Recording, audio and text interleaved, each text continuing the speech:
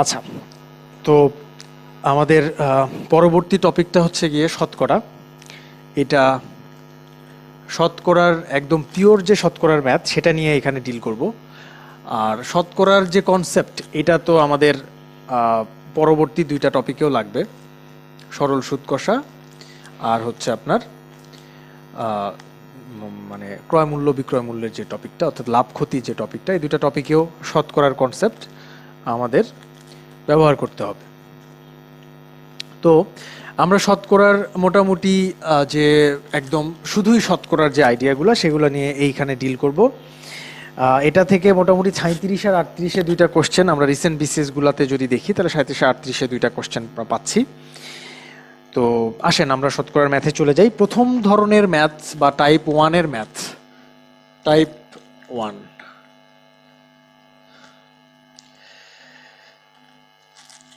শতকরাকে ভগ্নাংশে প্রকাশ। একটা পার্সেন্টে যদি কোনো ভ্যালু দেওয়া থাকে তাহলে তাকে ভগ্নাংশে প্রকাশ করব, ঠিক আছে? তাহলে শতকরায় যে ভ্যালুটা দেওয়া আছে সেটাকে যদি ভগ্নাংশে প্রকাশ করি তার সূত্র হচ্ছে আমার এইটা। দেখেন সূত্রটা একটু ফলো করেন। x% সমান x/100, অর্থাৎ যেই সংখ্যাটার পার্সেন্ট করা হচ্ছে সেই সংখ্যাটাকে 100 দিয়ে ভাগ করব, তাহলে কি পাবো? ভগ্নাংশ পেয়ে যাব। যেমন এই কোশ্চেনটা কিভাবে হয়, এই উদাহরণটা দেখেন, 30তম বিসিএস এর কোশ্চেন। বলা হচ্ছে 13.3/4% সমান কত? তাহলে এটার ভ্যালু কত হবে? আমরা জানি এটা শতকরাকে কি করতে হবে, দেখেন ভগ্নাংশে যে প্রকাশ করতে পারে কিভাবে বুঝলাম, অপশন দেখে বুঝলাম। দেখেন অপশনে ভগ্নাংশে প্রকাশ করা আছে না, সুতরাং এটাকে ভগ্নাংশে প্রকাশ করতে হবে। তাহলে ভগ্নাংশে প্রকাশ করলে এটা সমান আমরা সূত্র থেকে দেখতে পাচ্ছি উপরে x 13.3/4, নিচে হলো গিয়ে 100। আর এইটাকে যদি আমি পূর্ণ ভগ্নাংশ ওই রকম করে ভাঙাই তাহলে 4 13 52 আর 3 55 ডিভাইডেড বাই 4, নিচে 100, তাই না? এই ক্যালকুলেশনটা কি ঠিক আছে?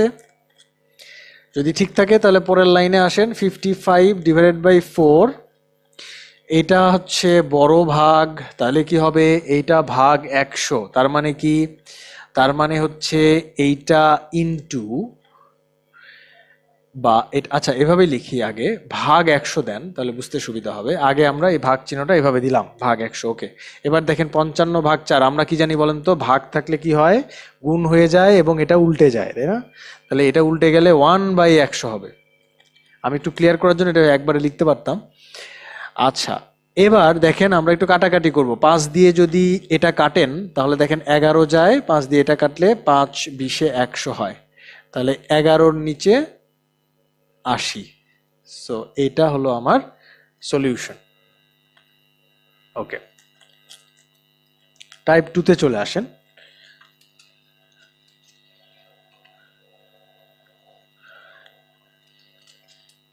আচ্ছা, টাইপ 2-তে হচ্ছে ভগ্নাংশই থাকবে, তাকে শতকরায় প্রকাশ করব। দেওয়া থাকবে ভগ্নাংশ, বানাবো শতকরা। তাহলে সেটার বুদ্ধি কি? ঠিক উল্টাটা। ওইখানে কি করছিলাম দেখেন তো, ভাগ করছি 100 দিয়ে, এইখানে এসে গুণ করব 100 দিয়ে। ভগ্নাংশ এটা হচ্ছে প্রদত্ত ভগ্নাংশ, 100 দিয়ে গুণ করব, পার্সেন্ট লাগাই দিব, শেষ। এটা খুবই আসলে সহজ একটা ম্যাথ। যেমন 2/3-কে শতকরায় প্রকাশ করো, তাহলে 2/3 ইন্টু 100, এটা পার্সেন্ট। 2/3 ইন্টু 100 মানে 3 দিয়ে যদি কাটেন 33.33 হয়, 2 দিয়ে গুণ করলে 66.67%। ঠিক আছে? আচ্ছা, 3 নম্বরে আসেন। 3 নাম্বারটা আমরা এইভাবে করতে পারি। একজন চাকুরিজীবীর আয়ের 10/1 অংশ কাপড় ক্রয়ে, 3/1 অংশ খাদ্য ক্রয়ে, আর 5/1 অংশ ভাড়ায় ব্যয় হয়। তাহলে বুঝে দেখেন যে সে কতটুকু অংশ অ্যাকচুয়ালি খরচ করে, সেটা পাওয়া যাবে কি করলে? এইটা, এইটা আর এইটা, এই তিনটা জিনিস যোগ করলে, কারণ তিনটাই তার ব্যয় হচ্ছে, তাই না? তাহলে ব্যয়গুলো যদি আমি যোগ করি তাহলে সেই ব্যয় থেকে সেই ব্যয়টাকে আমি 1 থেকে যদি মাইনাস করি তাহলে কি পাবো বলেন তো? 1 থেকে মাইনাস করলে আমি পাবো হচ্ছে তার অবশিষ্ট অংশ। ব্যয় করার পরের অবশিষ্ট অংশ। তাহলে সে তার আয়ের 1/10 অংশ ব্যয় করলো কাপড় ক্রয়ে, 1/3 অংশ ব্যয় করলো হচ্ছে খাদ্য ক্রয়ে, 1/5 অংশ ব্যয় করলো হচ্ছে গিয়ে আপনার ভাড়া দিতে। তো এই 3টা অংশ হচ্ছে তার টোটাল ব্যয়। তাহলে তার টোটাল ব্যয় কতটুকু, এইটুকু হচ্ছে তার টোটাল ব্যয়। মনে হয় বোঝা গেছে, তাই না? এবার জিজ্ঞেস করতেছে তার আয়ের শতকরা কত ভাগ অবশিষ্ট রইল। আপনি শতকরা কথাটা আপাতত ঢেকে রাখেন, তাহলে কি হইল, তার আয়ের কত ভাগ অবশিষ্ট রইল। তাহলে আমরা শতকরা কথা যদি আপাতত ঢেকে রাখি, তাহলে প্রশ্নটা দাঁড়াচ্ছে তার আয়ের কত ভাগ অবশিষ্ট রইল, এইটা তার ব্যয়। তার টোটাল আয় কত বলেন তো? যদি এরকম অংশে অংশে আমরা ভাগ করি, তাহলে তার টোটাল আয় আমাদেরকে বলতে হবে যে 100%। 100% মানে কত? 1। তাহলে 1 হচ্ছে তার টোটাল আয়, সেখান থেকে এইটা বিয়োগ করব। বিয়োগ করলে হচ্ছে আমরা পাবো কি? অবশিষ্ট অংশ। কিসে পাবো বলেন তো? ভগ্নাংশে পাবো, তাই না? যেহেতু এই জিনিসগুলো ভগ্নাংশে হিসাব হচ্ছে, সুতরাং আমরা অবশিষ্ট অংশটা পাবো ভগ্নাংশে। আসেন একটু ক্যালকুলেশন শেষ করে ফেলি। 1 মাইনাস ব্র্যাকেটে এই 3টা জিনিসের লসাগু মোটামুটি কত হবে বলেন? মোটামুটি হবে হলো 5 3 আর 1 5 10 আর 3 লসাগু নিলে কত হয়? 5 দিয়ে যদি ভাগ দিই তাহলে 1 2 3, ঠিক আছে? 3 2 6 5 6 30, 30 হচ্ছে এদের লসাগু। তাহলে 30 নিলাম। 10 দিয়ে 30কে ভাগ করেন, 3 হয়, 3 প্লাস 3 দিয়ে ভাগ করলে 10 হয়, প্লাস 6 হয়। তাহলে 1 মাইনাস 13 আর 6 19, নিচে 30, মানে বিয়োগ করলে হবে 11 ডিভাইডেড বাই 30। তাহলে 11 ডিভাইড বাই 30, এই অংশ হচ্ছে তার অবশিষ্ট অংশ। তাহলে এটাকে কি করতে হবে? শতকরা যেহেতু চাইছে, শতকরা কত ভাগ অবশিষ্ট রইল, তাহলে পার্সেন্টে পরিণত করতে হবে। এবার বোঝা গেল এই ম্যাথটা কেন ভগ্নাংশ শতকরায় প্রকাশ এই টাইপের মধ্যে নেওয়া হয়েছে। তার কারণ হচ্ছে আমার 11 ডিভাইড বাই 30 এটাকে আলটিমেটলি শতকরায় প্রকাশ করতে হবে। তো তার ফর্মুলা হচ্ছে ভগ্নাংশকে 100 দিয়ে গুণ করে পার্সেন্ট লেখা। তো 0 0 কাটবো, তারপরে 110 ভাগ 3%। এটা এখন আপনি যদি ভাগটা করেন তাহলে মোটামুটি 37-এর কাছাকাছি পাবেন। অর্থাৎ এই যে এই খ নাম্বারটা সম্ভবত অ্যান্সার হবে। এই ভাগটা আপনারা একটু করে নিয়েন। এনিওয়ে, এবার দেখেন টাইপ 3 না, ভাগটা আমি একটু করে দিই, ভাগে সমস্যা হতে পারে। দেখেন 100-র নিচে 110-এর নিচে হলো গিয়ে 3, তাহলে 3 দিয়ে 110কে ভাগ করেন, 3 3 9 থাকবে 2 20, 3 6 18 থাকলো হচ্ছে 2, এখানে পয়েন্ট দিলাম, তাহলে 0 আসলো, আবার 6 18। ও তার মানে হচ্ছে আমার আসলে কত হবে এখানে? আচ্ছা, এটা কি দশমিকে অ্যান্সার আছে? আচ্ছা না, সরি, দশমিকে অ্যান্সার নাই, তাহলে আমরা অঙ্কটা এখানেই রেখে দিব, দশমিকে আর যাব না। 3 6 18 থাকলো হচ্ছে 2, ঠিক আছে? এই পর্যন্ত রাখবো, রেখে এই যে 2 আছে, 2 হচ্ছে গিয়ে আমার এইখানে থাকবে। 36 পূর্ণ 2-এর 36 পূর্ণ 2-এর কত হয় বলেন তো? এই যে যেটা দিয়ে ভাগ দিয়েছিলেন সেই সংখ্যাটা হবে 36 পূর্ণ 2-এর 3। সো প্রথম অপশনটা অ্যাকচুয়ালি অ্যান্সার হবে, 37 হবে না, প্রথমটা হবে ক। ওকে, এবার দেখেন টাইপ 3।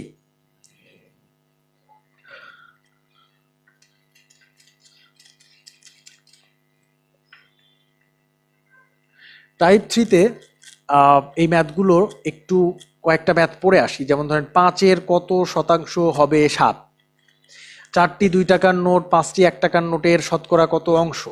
তার মানে টাইপ 3টা হচ্ছে একজন আরেকজনের শতকরায় কত অংশ, এই টাইপের একটা কোশ্চেন, ঠিক কিনা? তাহলে টাইপ 3-এর এই ধরনের কোশ্চেনগুলোর অ্যান্সার কিভাবে করব দেখেন। প্রথম কাজটা হবে আমার, সূত্রটা হচ্ছে অন্যজন ডিভাইডেড বাই এর যুক্ত জন। এইরকম একটা ভগ্নাংশ বানায় নিব, একজন আরেকজনের শতকরায় কত অংশ। তাহলে এই ফর্মুলায় আপনি খেয়াল করেন, যেই অংশটার সাথে এর যুক্ত আছে, আরেকজন এর যার সাথে এর যুক্ত আছে সে যাবে কোথায়? নিচে। আর যার সাথে এর শব্দটা যুক্ত নাই সে যাবে উপরে।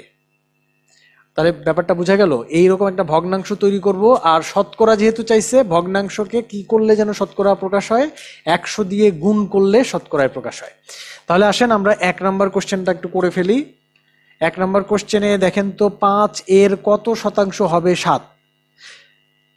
প্রথমেই কি করব, ভগ্নাংশ বানায় ফেলবো। ভগ্নাংশের নিচে কে থাকবে? এর যুক্তজন। কোন কথার কোন সংখ্যাটার সাথে এর আছে? 5-এর সাথে এর আছে না, নাকি 7-এর সাথে আছে? 5-এর সাথে আছে, তাহলে 5 যাবে নিচে। 5 এর কত শতাংশ হবে 7, আর এর নাই কার সাথে? 7, তাহলে উপরে থাকবে 7। এর সাথে গুণ করব হচ্ছে 100%, তার মানে হচ্ছে আপনার 5 20 7 দুগুণে 14, 140%। আশা করি বুঝা গেছে।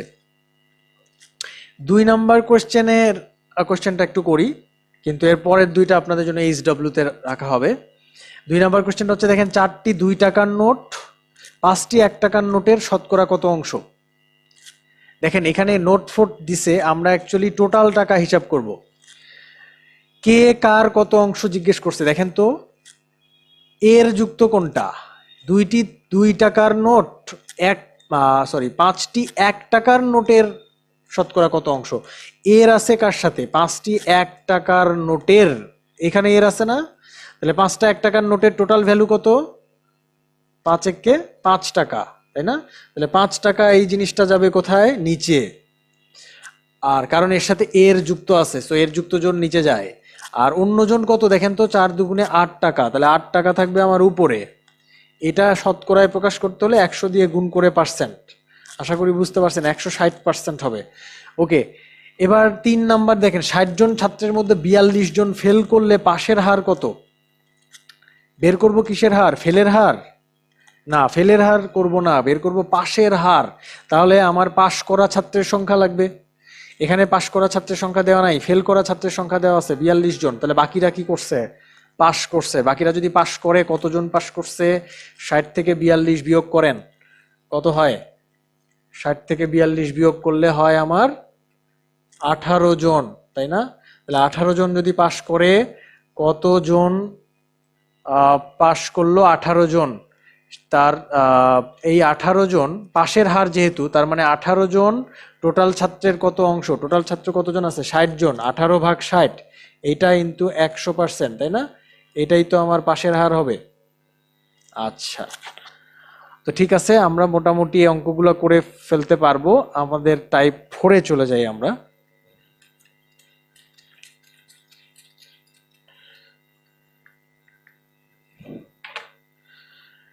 টাইপ 4-এ দেখেন শতকরা নিয়ে সিম্পল কিছু ইকুয়েশন তৈরি করে ম্যাথ করা যায়। এইটা মোটামুটি প্রাচীন একটা টপিক। এই টপিকে রিসেন্টলি আমরা খুব একটা কোশ্চেন দেখি না, কিন্তু এই দক্ষতাটা, অর্থাৎ এই টপিক করলে যে দক্ষতাটা আসবে, সেই দক্ষতাটা আমাদের দরকার। সো এই জন্য আমি এই টপিকটা অগ্রাহ্য করব না। দেখেন 1 নাম্বার কোশ্চেনে কি বলছে, কোন সংখ্যার 40%-এর সাথে 42 যোগ করলে ফলাফল হবে ওই সংখ্যাটি, উহা কত? আচ্ছা, কোনো একটা সংখ্যা আছে যার 40%-এর সাথে 42 যোগ করলে ফলাফল হবে ওই সংখ্যাটি। ওই সংখ্যাটি মানে কোন সংখ্যাটি? ওই যে কোনো সংখ্যা, যে সংখ্যার 40%, সেই সংখ্যাটি ফিরে আসবে। ইন্টারেস্টিং কিন্তু। তাহলে এই জিজ্ঞেসটা করছে কাকে? উহা কত? উহা মানে কুহা। উহা মানে এই যে যেই সংখ্যার 40%-এর কথা বলতেছে, যেখানে ওই দিয়ে তাকে ইন্ডিকেট করতেছে ওই সংখ্যাটা, তাই না? তাহলে মনে করেন এই উহাকে আমরা ধরে নিলাম যে উহা এক্স, তাই না? যেহেতু এটা জানি না, তাহলে উহাকে আমরা ধরে নিলাম এক্স। ধরে যদি নেই, তাহলে এক্স এর 40%, একটু লেখার চেষ্টা করি। দেখেন এক্স এর 40% এর সাথে কি করবেন? 42 যোগ করবেন। করলে কি হবে? ফলাফল হবে ওই সংখ্যাটি, মানে কে হবে? এক্স নিজেই ফিরে আসবে। এইটুকু কি ক্লিয়ার আপনাদের কাছে? আশা করি এটুকু ক্লিয়ার। এবার দেখেন এর মানে কি বলেন তো? এর মানে হচ্ছে গুণ। আর 40%-এর সাথে তো গুণ করা যায় না, এটা কি করতে হবে? এটা ভগ্নাংশে প্রকাশ করতে হবে। তাহলে ভগ্নাংশে যদি প্রকাশ করেন 40 ভাগ 100, তাই না? 40 ভাগ 100 প্লাস হচ্ছে গিয়ে 42 সমান হচ্ছে গিয়ে কি হবে? এক্স হবে। তাহলে এটা কাটাকাটি করলে 2 দিয়ে কাটেন, 2 5, তাহলে 2x ডিভাইডেড বাই 5 প্লাস 42 সমান এক্স। এই যে একটা সমীকরণ, এই সমীকরণ থেকে এক্স এর মান বের করতে পারবেন না? এই 2x বাই 5 বামে নিয়ে আসবেন, ডানে নিয়ে আসবেন, তাহলে কি হবে? লসাগু হবে, হয়ে এক্স এর মানটা বের হয়ে আসবে একটু গুণ টুন করলেই। বাকি অংশটুকু আমি আপনাদের জন্য রেখে দিচ্ছি। এবার দেখেন 2 নাম্বারও একই রকম প্রায় প্রবলেম, ওইটা আশা করি আপনারা পারবেন। 3 নাম্বারে আসেন। 3 নাম্বার ম্যাথটা একটু দেখি। 3 নাম্বার কি বলতেছে? 3 নাম্বার বলতেছে হচ্ছে 30% of 10 is 10% of which? দেখেন 30% of 10 মানে 10 এর 30% of 10 is মানে equals 10% of which? 10% of which কে আমরা x ধরে নিলাম। 30% of 10 হচ্ছে 10% of x, তাই না? তাহলে x এর মানটা আমি বের করব। কোশ্চেনটা কি বোঝা গেছে? 10 এর 30% কোন সংখ্যার 10% এর সমান? তাহলে দেখেন 30% of 10 এটা যদি ক্যালকুলেশন করি আমি, তাহলে 30 কে লিখতে পারবো 30/100 ইন্টু 10, আর এখানে 10/100 ইন্টু x। দেখেন 100 কেটে যাবে, 10 কেটে যাবে, x এর ভ্যালু থাকবে কত? 30, তাই না? বোঝা গেল এটা? তাহলে দেখেন এখান থেকে আমরা একটা লাইন ড্র করতে পারি। অ্যাকচুয়ালি খেয়াল করেন 30% of 10 হবে 10% of 30। এটা একদম মানে শর্টকাটে আমরা করে ফেলতে পারি যে কোনো কিছু। মনে করেন বললো 50% of 190 সমান 190% of what? 50। মানে যে কোনো একটা আরেকটার জায়গায় যাবে। এই 50% আর 190 এই দুইটা সংখ্যা একটা আরেকটার জায়গায় সুইচ করলে এইটা আর ওইটার ভ্যালু একই থাকবে। বোঝা যাচ্ছে? আমাকে যদি বলে 2% of 5 সমান 5% of what, তাহলে আমি কত বলবো? 5% of 2, তাই না? 2% of 5 হচ্ছে 5% of 2। ক্লিয়ার? 30% of 10 হচ্ছে 10% of 30, একটা একটা জায়গায় যাবে। ওকে, এটা হচ্ছে শর্টকাটে আমরা করতে পারি। আর আমি যদি লিখে করতে চাই এরকম। আচ্ছা, এবার দেখেন পার্সেন্টেজ নিয়ে একটু মাস্টারি অর্জন করতে চাই। দেখেন পার্সেন্টেজ সহজে হিসাব করার একটা বুদ্ধি আছে। চিন্তা করেন 1200 এর 10% কত? একটু মনোযোগ দিবেন এখানে। 1200 এর 10% হচ্ছে, মানে ক্যালকুলেশনের শর্টকাটের জন্য আমি এটা দেখাচ্ছি। 1200 এর 10% হলো 10 যেহেতু বলছে, আপনি কি করবেন? সবসময় একটা সংখ্যার শেষ ডিজিটের আগের অংশে পয়েন্ট বসাবেন। 1200 এর 10% বলছে না? তাহলে আপনি কি করবেন? যেই সংখ্যার 10% বলছে, 1200 এর কথা বলছে, সুতরাং 1200 এর শেষ ডিজিট কত? 0, তার আগে একটা পয়েন্ট বসাবেন। তার মানে কত পাইলেন আপনি? 120 পাইলেন। এটাই হচ্ছে আসলে 1200 এর 10%। খুব সহজে ক্যালকুলেশন করা যায়। আচ্ছা, এখন আমাকে বলেন তো 1200 এর 10% যদি 120 হয়, তাহলে আপনার 1200 এর 20% কত হবে? 1200 এর 20%, এটা কি সহজে করা যাবে? এখানে কি পয়েন্ট আমি আরো এক ঘর আগে বসাবো? না, বিষয়টা তা না। বিষয়টা কি হবে? 10% যদি 120 হয়, 20% হবে এটা ডাবল, তাই না? 240। ক্যালকুলেশনটা খুব ইজি হয়ে গেল না? আমি 10% বের করব কিভাবে বলেন তো? সবসময়ই যে কোনো সংখ্যার ক্ষেত্রে 10% বের হবে হচ্ছে শেষ ডিজিটের আগের যে ফাঁকা অংশ, এখানে একটা দশমিক বসাবো। সেটা যে কোনো সংখ্যা। মনে করেন যে আপনার 1253, এই সংখ্যার 10%, এত এর 10% কত যদি বলে, তাহলে কি হবে? এই 3 এর আগের অংশে দশমিক হবে, অর্থাৎ 125.3 এটা হবে। ঠিক আছে? আচ্ছা, এবার বলেন তো 1200 এর 20% তো করলাম, 1200 এর 30% কত? 1200 এর 30% কত? 1200 এর 10% আগে চিন্তা করে নেন মনে মনে। 1200 এর 10% হচ্ছে লাস্ট ডিজিটের আগে দশমিক, তার মানে 120, তার 3 গুণ, তাই না? 30% মানে 10%-এর 3 গুণ, তাহলে কত হচ্ছে? 360 হচ্ছে। মোটামুটি এইভাবে আমরা 1200 এর বিভিন্ন পার্সেন্ট হিসাব করতে পারি। আর যদি 1%-এর কথা বলে, 1% কি হবে বলেন তো? 10% যদি এক ঘর আগে দশমিক বসায়, তাহলে 1% আরো এক ঘর আগে দশমিক বসাবে। তাহলে 1200 এর 1% এই ভ্যালুটা হবে, এই এক ঘর আগে দশমিক না বসায় 2 ঘর আগে দশমিক, অর্থাৎ মাত্র 12 হবে। 1200 এর 1% হবে 12। তাহলে বলেন তো 1200 এর 3% কত? 1200 এর 1% যদি 12 হয়, 3% হবে 3 বারং 36। ঠিক আছে? তো এইভাবে আমরা পার্সেন্ট খুব সহজে হিসাব করতে পারি। মনে করেন আপনি বই মেলায় গেছেন, বই মেলায় গিয়ে আপনি 1200 টাকার বই কিনছেন, বই মেলার ছাড় কত? 25% ছাড়, তাই না? তো এটা হিসাব করার বুদ্ধি কি বলেন তো? খুব দ্রুত আপনি হিসাব করতে পারবেন। ধরেন 10% আগে বের করেন। 10% কত? 120 টাকা, তাই না? 5% কত বলেন তো? 5% হচ্ছে 60 টাকা। কারণ 10% 120 হলে 5% তার অর্ধেক 60 টাকা হবে। এখন আপনি 25% চাচ্ছেন, তাহলে 120 এর ডাবল হচ্ছে 20%, তার মানে এটা হচ্ছে 240, আর এই 60 টাকা মানে 300 টাকা। এই হচ্ছে আপনার মোটামুটি 25% ছাড়ে মূল্য, মানে সরি 25% ছাড়ের যে ছাড়ের পরিমাণ আর কি। 300 টাকা হচ্ছে ছাড়ের পরিমাণ, তাহলে 1200 টাকা থেকে 300 টাকা বাদ দিলে হচ্ছে 900 টাকা, এটা হলো আপনার দাম দিতে হবে। তো যাই হোক, আমরা একটু এই ক্যালকুলেশনটা শিখলাম। আপনারা মনে মনে এরকম ক্যালকুলেশন প্র্যাকটিস করতে পারেন, ঠিক আছে? অবসর সময়ে, রাস্তা দিয়ে হাঁটার সময়, রিক্সা দিয়ে যাওয়ার সময়, পার্কে বসে উদাস মনে এইসব ক্যালকুলেশন করতে পারেন। আমার মনে হয় এটা আপনার ম্যাথের দ্রুত সলভ করার যে স্কিল সেটা বাড়ায় দিবে। একটি দ্রব্য, 2 নম্বর ম্যাথ দেখেন। এইখানেও আমরা আরেকটা কুইক হিসাবের একটা কৌশল শিখবো, যে একটি দ্রব্য 200 টাকায় কিনে 20% লাভে বিক্রয় করা হলো, বিক্রয় মূল্য কত? দেখেন, আগের দক্ষতার চেয়ে এই দক্ষতাটা বেশি ইম্পর্টেন্ট। এই দক্ষতাটা হচ্ছে এইরকম, যে একটা দ্রব্য কয় টাকায় কিনছেন আপনি? 200 টাকায় কিনছেন, কিনে কি করছেন? 20% লাভে বিক্রয় করছেন। দেখেন, 20% লাভে, তার মানে কি? 20% লাভে যদি বলে, তাহলে আপনি যেটা করবেন একটু খেয়াল করেন, 200-র সাথে 1.2 দিয়ে গুণ করে দিবেন, ব্যাস, এটাই বিক্রয় মূল্য। কিভাবে করলাম এটা? এটা কিভাবে করলাম সেটা জানার আগে আসেন আমরা আরেকটা করে আসি। বলা হলো কি, বস্তুটি 30% ক্ষতিতে বিক্রয় করলে বিক্রয় মূল্য কত? তাহলে দ্রব্যের দাম ছিল 200 টাকা, তার উপরে ক্ষতি করলাম 30%। 30% ক্ষতি করলে বিক্রয় মূল্যটা কত হবে বলেন তো? বিক্রয় মূল্য হবে 0.7 দিয়ে গুণ। কিভাবে করতেছি? অ্যাকচুয়ালি যেটা করতেছি সেটা হচ্ছে, এইখানে 20%-এর কথা বলছে, সুতরাং আমি 120-কে 100 দিয়ে ভাগ করছি।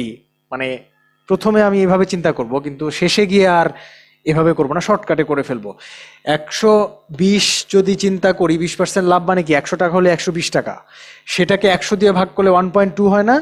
এই 1.2টা আমি ধাম করে বসাই দিছি এখানে। তো এই ধাম করে বসানোটা আমাদের শিখতে হবে।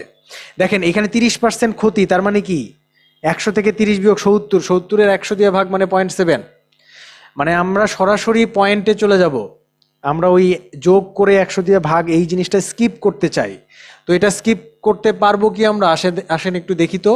মনে করেন আপনার ক্রয় মূল্য ছিল 700 টাকা, বলা হলো 15% লাভে আপনার বিক্রয় মূল্য কত? 15%, তাহলে কি হবে? 1.15 দিয়ে গুণ হবে 115, যে সো 1-এর পরে একটা পয়েন্ট দিবেন, তারপরে যে পার্সেন্টটা সেটা পরে লিখবেন। মনে করেন যে 70% ক্ষতিতে আপনি বিক্রয় করছেন, তাহলে কি হবে? 700 ইন্টু 70% ক্ষতি, তার মানে 30, মানে 0.30। এটা কি পারা যাবে? এরকম করে করলে কিন্তু আপনার সামনের ম্যাথগুলা খুব ইজি হবে। যাই হোক, আমরা দেখি কতদূর কি করা যায়। আচ্ছা, সাম্প্রতিক সময়ের প্রশ্ন, এটা 38তম বিসিএস এর একটা কোশ্চেন ছিল। এটা খুব একটা কঠিন কোশ্চেন না। দেখেন, মিস্টার রেজা তার সম্পত্তির 12% স্ত্রীকে, 58% ছেলেকে এবং অবশিষ্ট এত টাকা তার মেয়েকে দিলেন। তাহলে তার সম্পত্তি অবশ্যই টোটাল পরিমাণ, যেহেতু পার্সেন্টে হিসাব করা হচ্ছে, তাহলে তার টোটাল পরিমাণ 100%। সেখান থেকে আমার কি করতে হবে? 12% আর 58% যদি বিয়োগ করি, তাহলে কত পার্সেন্ট দাঁড়ায়? একটু হিসাব করে দেখেন তো। 12 আর 58 মিলে 70% ছেলে আর স্ত্রী পাইছে। এই 70 যদি আমি 100 থেকে বিয়োগ করি, তাহলে মেয়ে কতটুকু পাবে? 30%। এখন এই 30%-এর মূল্য দেওয়া আছে, খেয়াল করে দেখেন, 7,20,000 টাকা। এই 30% সম্পত্তির মূল্য 7,20,000 টাকা। তাহলে মনে করি মোট সম্পত্তির মূল্য হচ্ছে এক্স, এক্স-এর 30% হচ্ছে এত, তাহলে এক্স ইন্টু এত সমান 7,20,000। এখান থেকে ক্যালকুলেশন করলে আমরা এক্স-এর ভ্যালু পেয়ে যাচ্ছি। আমার মনে হয় অঙ্কটা আপনি বুঝতে পারছেন। সো এইটা আমরা আর দেখব না, এরপরে সুদ কষাতে চলে যাই। সুদ কষা খুবই ইম্পর্টেন্ট একটা টপিক। সুদ কষা। সুদ কষায় দুই রকম কনসেপ্ট আছে, একটা হচ্ছে সরল সুদ আর একটা আসে হচ্ছে যৌগিক সুদ বা যৌগিক মুনাফা। সুদকে আবার মুনাফাও বলা হয়, তাই না? আমরা এটা সবাই জানি। তাহলে সরল আর যৌগিক মুনাফা। আচ্ছা, সরল মুনাফা মানে হচ্ছে আপনার যেটা চক্রবৃদ্ধি নয় সেটাই সরল। চক্রবৃদ্ধি কি? মনে করেন প্রথম বছর 100 টাকা রাখছেন, 20% সুদ প্রতি বছরে, তাহলে এক বছর শেষে আপনার টাকা হয়ে যাবে 120 টাকা। পরের বছর আপনি আবার এই 120 টাকার উপরে 20% পাবেন, তার মানে 120 ইন্টু 1.2 হবে তখন। পরের বছর আবার এই জিনিসের ওপর 1.2 হবে, এই জিনিসটাকে বলা হয় চক্রবৃদ্ধি। অর্থাৎ পুরা টাকা যদি বেড়ে কিছু হয় তার সাথে আবার আপনার সুদ অ্যাড হবে। তো আর সরল সুদের ক্ষেত্রে 100 টাকা আপনি যে প্রথমে মূলধন রাখছেন তার উপরে 20% যদি সুদ দেয়, প্রথম বছর শেষে 120 টাকা আপনার অ্যাকাউন্টে যোগ হবে, কিন্তু পরের বছর দ্বিতীয় বছর আপনি 120 টাকার উপরে সুদ পাবেন না, আপনি সুদ সেই মূল টাকা 100-র উপরেই সুদ পাবেন। 100-র উপরেই পরের বছর আবার 20 টাকা সুদ পাবেন, আর আগের বছরের সুদ অন্য জায়গায় থাকবে, তার উপরে সুদ অ্যাপ্লাই হবে না। দ্বিতীয় বছরের সুদ 20 টাকা এখানে চলে আসবে, তৃতীয় বছরে আবার 20 টাকা সুদ পাবেন, মানে প্রতি বছর 20 টাকা 20 টাকা করে সুদ পাইতে থাকবেন। আর চক্রবৃদ্ধি বা যৌগিকের ক্ষেত্রে আপনার 120 টাকার উপরে দ্বিতীয় বছর সুদ অ্যাপ্লাই হবে, তৃতীয় বছর আবার 120 টাকার উপরে যত সুদ হলো সেই সুদ আসল মিলায়ে তার উপরে সুদ অ্যাপ্লাই হবে। সো এই হারে, যৌগিক হারে যদি হিসাব করেন তাহলে প্রচুর পরিমাণে টাকা বেড়ে যায়, তাই না? আর সরল হারে টাকা কিন্তু সরল হারেই বাড়ে, খুব দ্রুত বাড়ে না। তো আসেন আমরা ম্যাথে চলে যাই, কনসেপ্টটা বোঝা গেছে। সরল মুনাফার ম্যাথ আমরা করব, টাইপ 1। সরল মুনাফার ক্ষেত্রে আমাদের 4টা টার্ম আছে, এটা আগে শিখতে হবে। মূলধন বা আসল, এটাকে পি দিয়ে প্রকাশ করা হয়, যেটা আমরা ব্যাংকে রাখতেছি প্রথমে। সুদের পরিমাণ আই দিয়ে প্রকাশ করা হয়, আইতে ইন্টারেস্ট, পিতে প্রিন্সিপাল, আসলে আইতে ইন্টারেস্ট। সময় হচ্ছে এন দিয়ে এক্সপ্রেস করব, আর সুদের হারকে আর দিয়ে লিখব, ঠিক আছে? তো সুদের হার আর, এটা কি জিনিস? সুদের হার কি জিনিস এটা একটু বলি। আমাকে যদি বলে 20% সুদের হার, এর মানে কি? সুদের হার 20%, এর মানে হচ্ছে 100 টাকার উপরে এক বছরে আমি সুদ পাবো 20 টাকা। সুদের হার 20% মানে হলো 100 টাকার উপরে এক বছরে আমি 20 টাকা সুদ পাবো। তার মানে আমার টোটাল টাকা হবে 100 টাকা, তো ছিলই, সুদের টাকা 20 টাকা, অর্থাৎ 120 টাকা হবে। এই ব্যাপারটাকেই বলা হয় সুদের হার 20%। সুদের হার যদি 5% বলা হতো তাহলে 100 টাকায় এক বছরে 5 টাকা পাবো। অর্থাৎ সুদের হার মানে কি? সুদের হার মানে 100 টাকার উপরে এক বছরে আমার মুনাফা কত, সেটাই হচ্ছে মুনাফার হার বা সুদের হার। তো সেটাকে আমি আর দিয়ে এক্সপ্রেস করব। এন দিয়ে আমি কত দিনের জন্য বা কত বছরের জন্য আমি রাখছি ব্যাংকে টাকা সেটা এক্সপ্রেস করব। এন দিয়ে বছর বুঝাবে, ঠিক আছে? সময়, দিন, মাস এগুলো যদি থাকে তাহলে সেগুলোকে বছরে কনভার্ট করতে হবে। আই দিয়ে ইন্টারেস্ট বা সুদের পরিমাণ বুঝাবে, আর পি দিয়ে বুঝাবে মূল টাকাটা। এখন দেখেন আমরা সূত্রে চলে যাই। এই যে 4টা টার্ম, এই 4টা টার্মের মধ্যে পি আই এন আর, এর মধ্যে সম্পর্ক হচ্ছে I equals to P N R divided by 100, P N R by 100, ঠিক আছে? এইটা হচ্ছে আমার formula, I equals to P N R by 100। Okay, তো এই সূত্র দিয়েই মোটামুটি আমাদের টাইপ 1-এর সব ম্যাথ কাভার হবে। আমরা 1 নাম্বার ম্যাথ মনে করেন করতে চাই। 1 নাম্বার ম্যাথে দেখেন, রকিব সাহেব, এই কোনো না কোনো সাহেবরাই এইসব টাকা ব্যাংকে রাখে, তাই না? আসেন দেখি রকিব সাহেব কত টাকা রাখছে। একটা ভালো অ্যামাউন্টের টাকাই রাখছে, কিন্তু টাকায় সব খুচরা মানে খুচরা পয়সার ছড়াছড়ি। খেয়াল করে দেখেন তার টাকা 900 কেন জানি হয় নাই, 899 গিয়ে থেমে গেছে। 3,73,899 টাকা, 1 টাকা তার পাওয়া যাচ্ছে না। এই টাকা ব্যাংকে রাখলেন, তো এরকম একটা উদ্ভট হচ্ছে আমার পি এর ভ্যালু। পি এর ভ্যালুটা খুবই উদ্ভট, 3,73,899। আচ্ছা, এটা দেখেই ভয় লাগতেছে। আবার এখানে কি বলতেছে, এত বছর পর তিনি আসল টাকার এত অংশ সুদ পেলেন। একটা জিনিস দেখেন তো, এটা কি? এটা এন এর ভ্যালু, তাই না? সময়, কত বছর পর তিনি সুদটা পাইলেন? 7.5 বছর পর। তাহলে এটা এন এর ভ্যালু, এন হচ্ছে 7.5। 7.5কে আমরা যদি ভগ্নাংশ বানায় ফেলি, প্রকৃত মানে সুন্দর ভগ্নাংশ বানায় ফেলি, তাহলে 7 দুগুণা 14 আর একে 15 ডিভাইড বাই 2, সমস্ত ছাড়া, এখানে সমস্ত সহ ছিল, এটা ক্যালকুলেশনের জন্য সুবিধাজনক, এই জন্য আমরা সমস্ত থেকে নর্মাল ভগ্নাংশে কনভার্ট করলাম।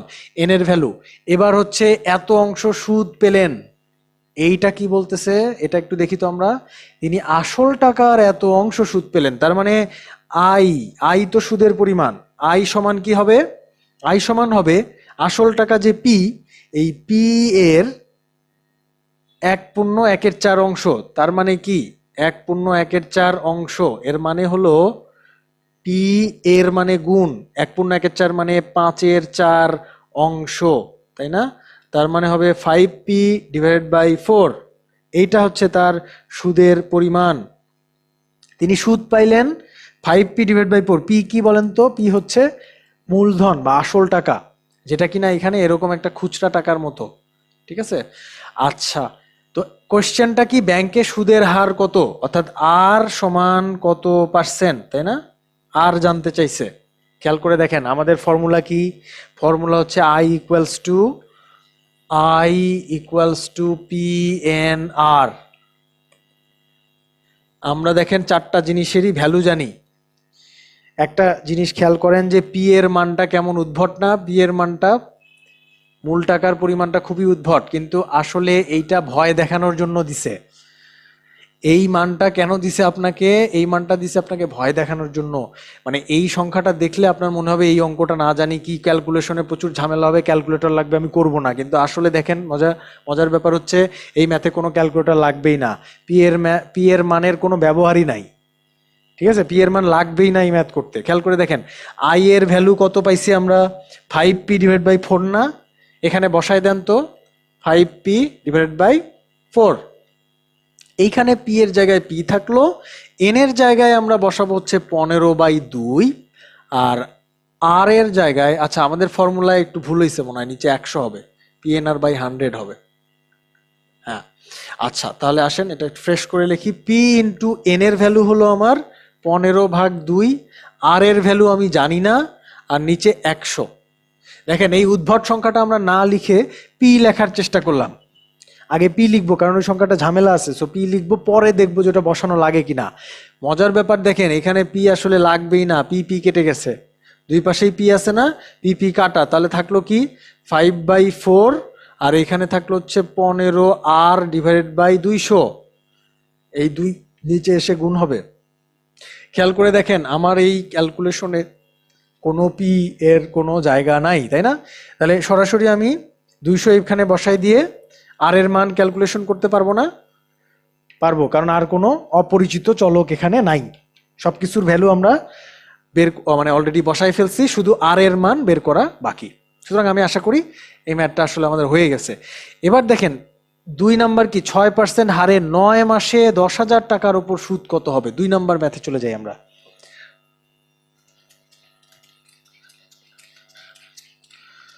2 নাম্বার ম্যাথ কি বলতেছে, 6% হারে 9 মাসে। আমরা প্রথমেই এই প্রত্যেকটা ভেরিয়েবলের মান লেখার চেষ্টা করব। আর এর মান কত? 6, এরপরে 9 মাসের কথা বলছে, এটা কি সময়, তাই না? এন, কিন্তু আমরা প্রথমেই বলে নিছিলাম এন কিসে হতে হবে, এন হতে হবে বছরে। তাহলে এটা যেহেতু মাসে দেওয়া আছে, এটাকে বছর বানানোর বুদ্ধি কি বলেন তো? 9 মাসকে বছর বানানোর বুদ্ধি হচ্ছে 9কে আমি, কয় মাসে 1 বছর হয়? 12 মাসে, সে 12 দিয়ে ভাগ দিব। মাসের সংখ্যাকে যদি 12 দিয়ে ভাগ দিই তাহলে বছর পাওয়া যায়। চিন্তা করে দেখেন 12 মাসে 1 বছর, তাহলে 12 দিয়ে ভাগ দিলে 1 বছর পাওয়া যাচ্ছে কি? 12 মাসকে যে, তাহলে 24 মাসকে যদি আপনি 12 দিয়ে ভাগ দেন কত পাওয়া যায় দেখেন তো? 2 বছর। তাহলে 9 মাসকে বছর বানাইতে হলে কি করব? 12 দিয়ে ভাগ দিব, কারণ 12 দিয়ে ভাগ দিলে আমি কি পাই? বছর পাই। বুঝা গেল? তাহলে আমি বছরের হিসাব করব কি? মাসকে 12 দিয়ে ভাগ দিয়ে, তাহলে ভাগ দিলে এটা আমার দাঁড়াচ্ছে হলো 3/4, এন এর মান 3/4, আর এর মান 6, আর কি আছে 10,000 টাকা, এটা হলো আমার মূলধন 10,000 টাকা। এবার কি বলছে, সুদ কত, আই কত? দেখেন তো 3টা জিনিসই দেওয়া আছে, আর এন পি, তাহলে আই সমান সূত্রটা লিখবেন P N R divided by 100, P এর জায়গায় পি, এন এর জায়গায় আর এর জায়গায় বসাই দিলে ক্যালকুলেশন করলে বের হয়ে যাবে। আচ্ছা আমরা 3 নম্বরে যাই। দেখেন 3 নম্বরে একটা কনসেপ্ট আছে কি, সুদ আসল। সুদে আসলে 50,000 টাকা হবে কি শতকরা 5 টাকা হার সুদে, তার মানে আর এর মান। ওকে, তাহলে 3 নাম্বার ম্যাথে আমরা এখানে দেখতে পাচ্ছি যে পার্সেন্টে কিন্তু সুদের হারটা দেওয়া নাই, মানে পার্সেন্ট চিহ্নটা দেওয়া নাই আর কি, কিন্তু সামনে শতকরা লেখা আছে, খেয়াল করেন শতকরা 5 টাকা হার সুদে, তার মানে এটাই আসলে আর এর মান। আর সমান হচ্ছে গিয়ে 5% সহ আপনি লিখতে পারেন, যাই হোক আর সমান হচ্ছে গিয়ে 5। এবার এই হার সুদে 20 বছরের সুদে আসলে এন সমান হচ্ছে 20, তাই না?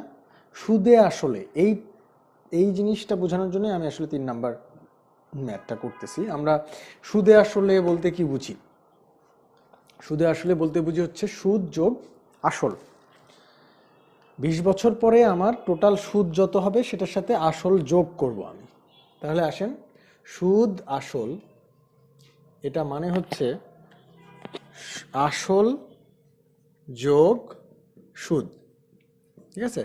যদিও মাঝখানে একটা মাইনাস চিহ্নের মতো থাকে, মানে এটা মাইনাস না, এটা আসলে হাইফেন, সুদ আসল, বা এটাকে অনেক সময় সুদ আসলও বলা হয়, মানে সন্ধিযুক্ত। ঠিক আছে, কি ধরনের সন্ধি বলেন তো?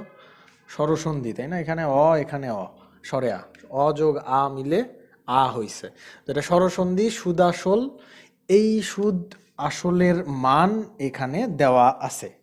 কত দেওয়া আছে সেটা দেখার আগে আমরা দেখে আসি যে এখানে কি চাইছে। আচ্ছা, সেটা একটু দেখি। চাইছে হচ্ছে মূলধন কত।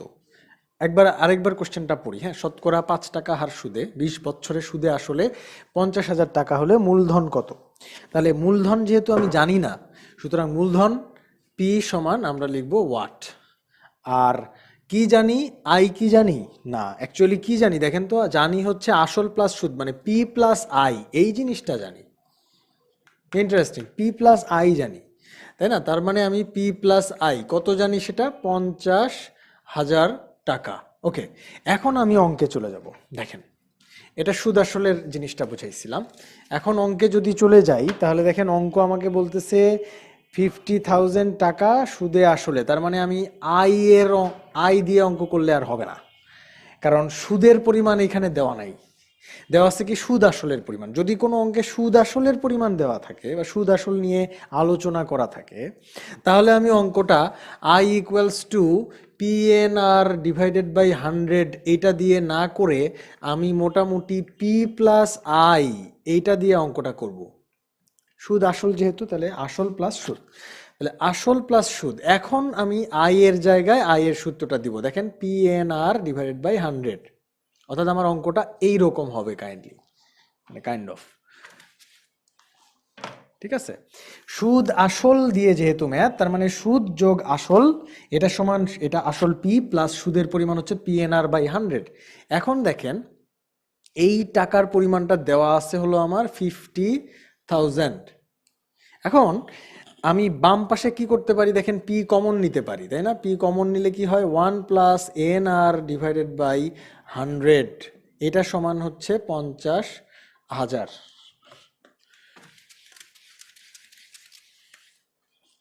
এবার পি এর ভ্যালু বের করতে হবে।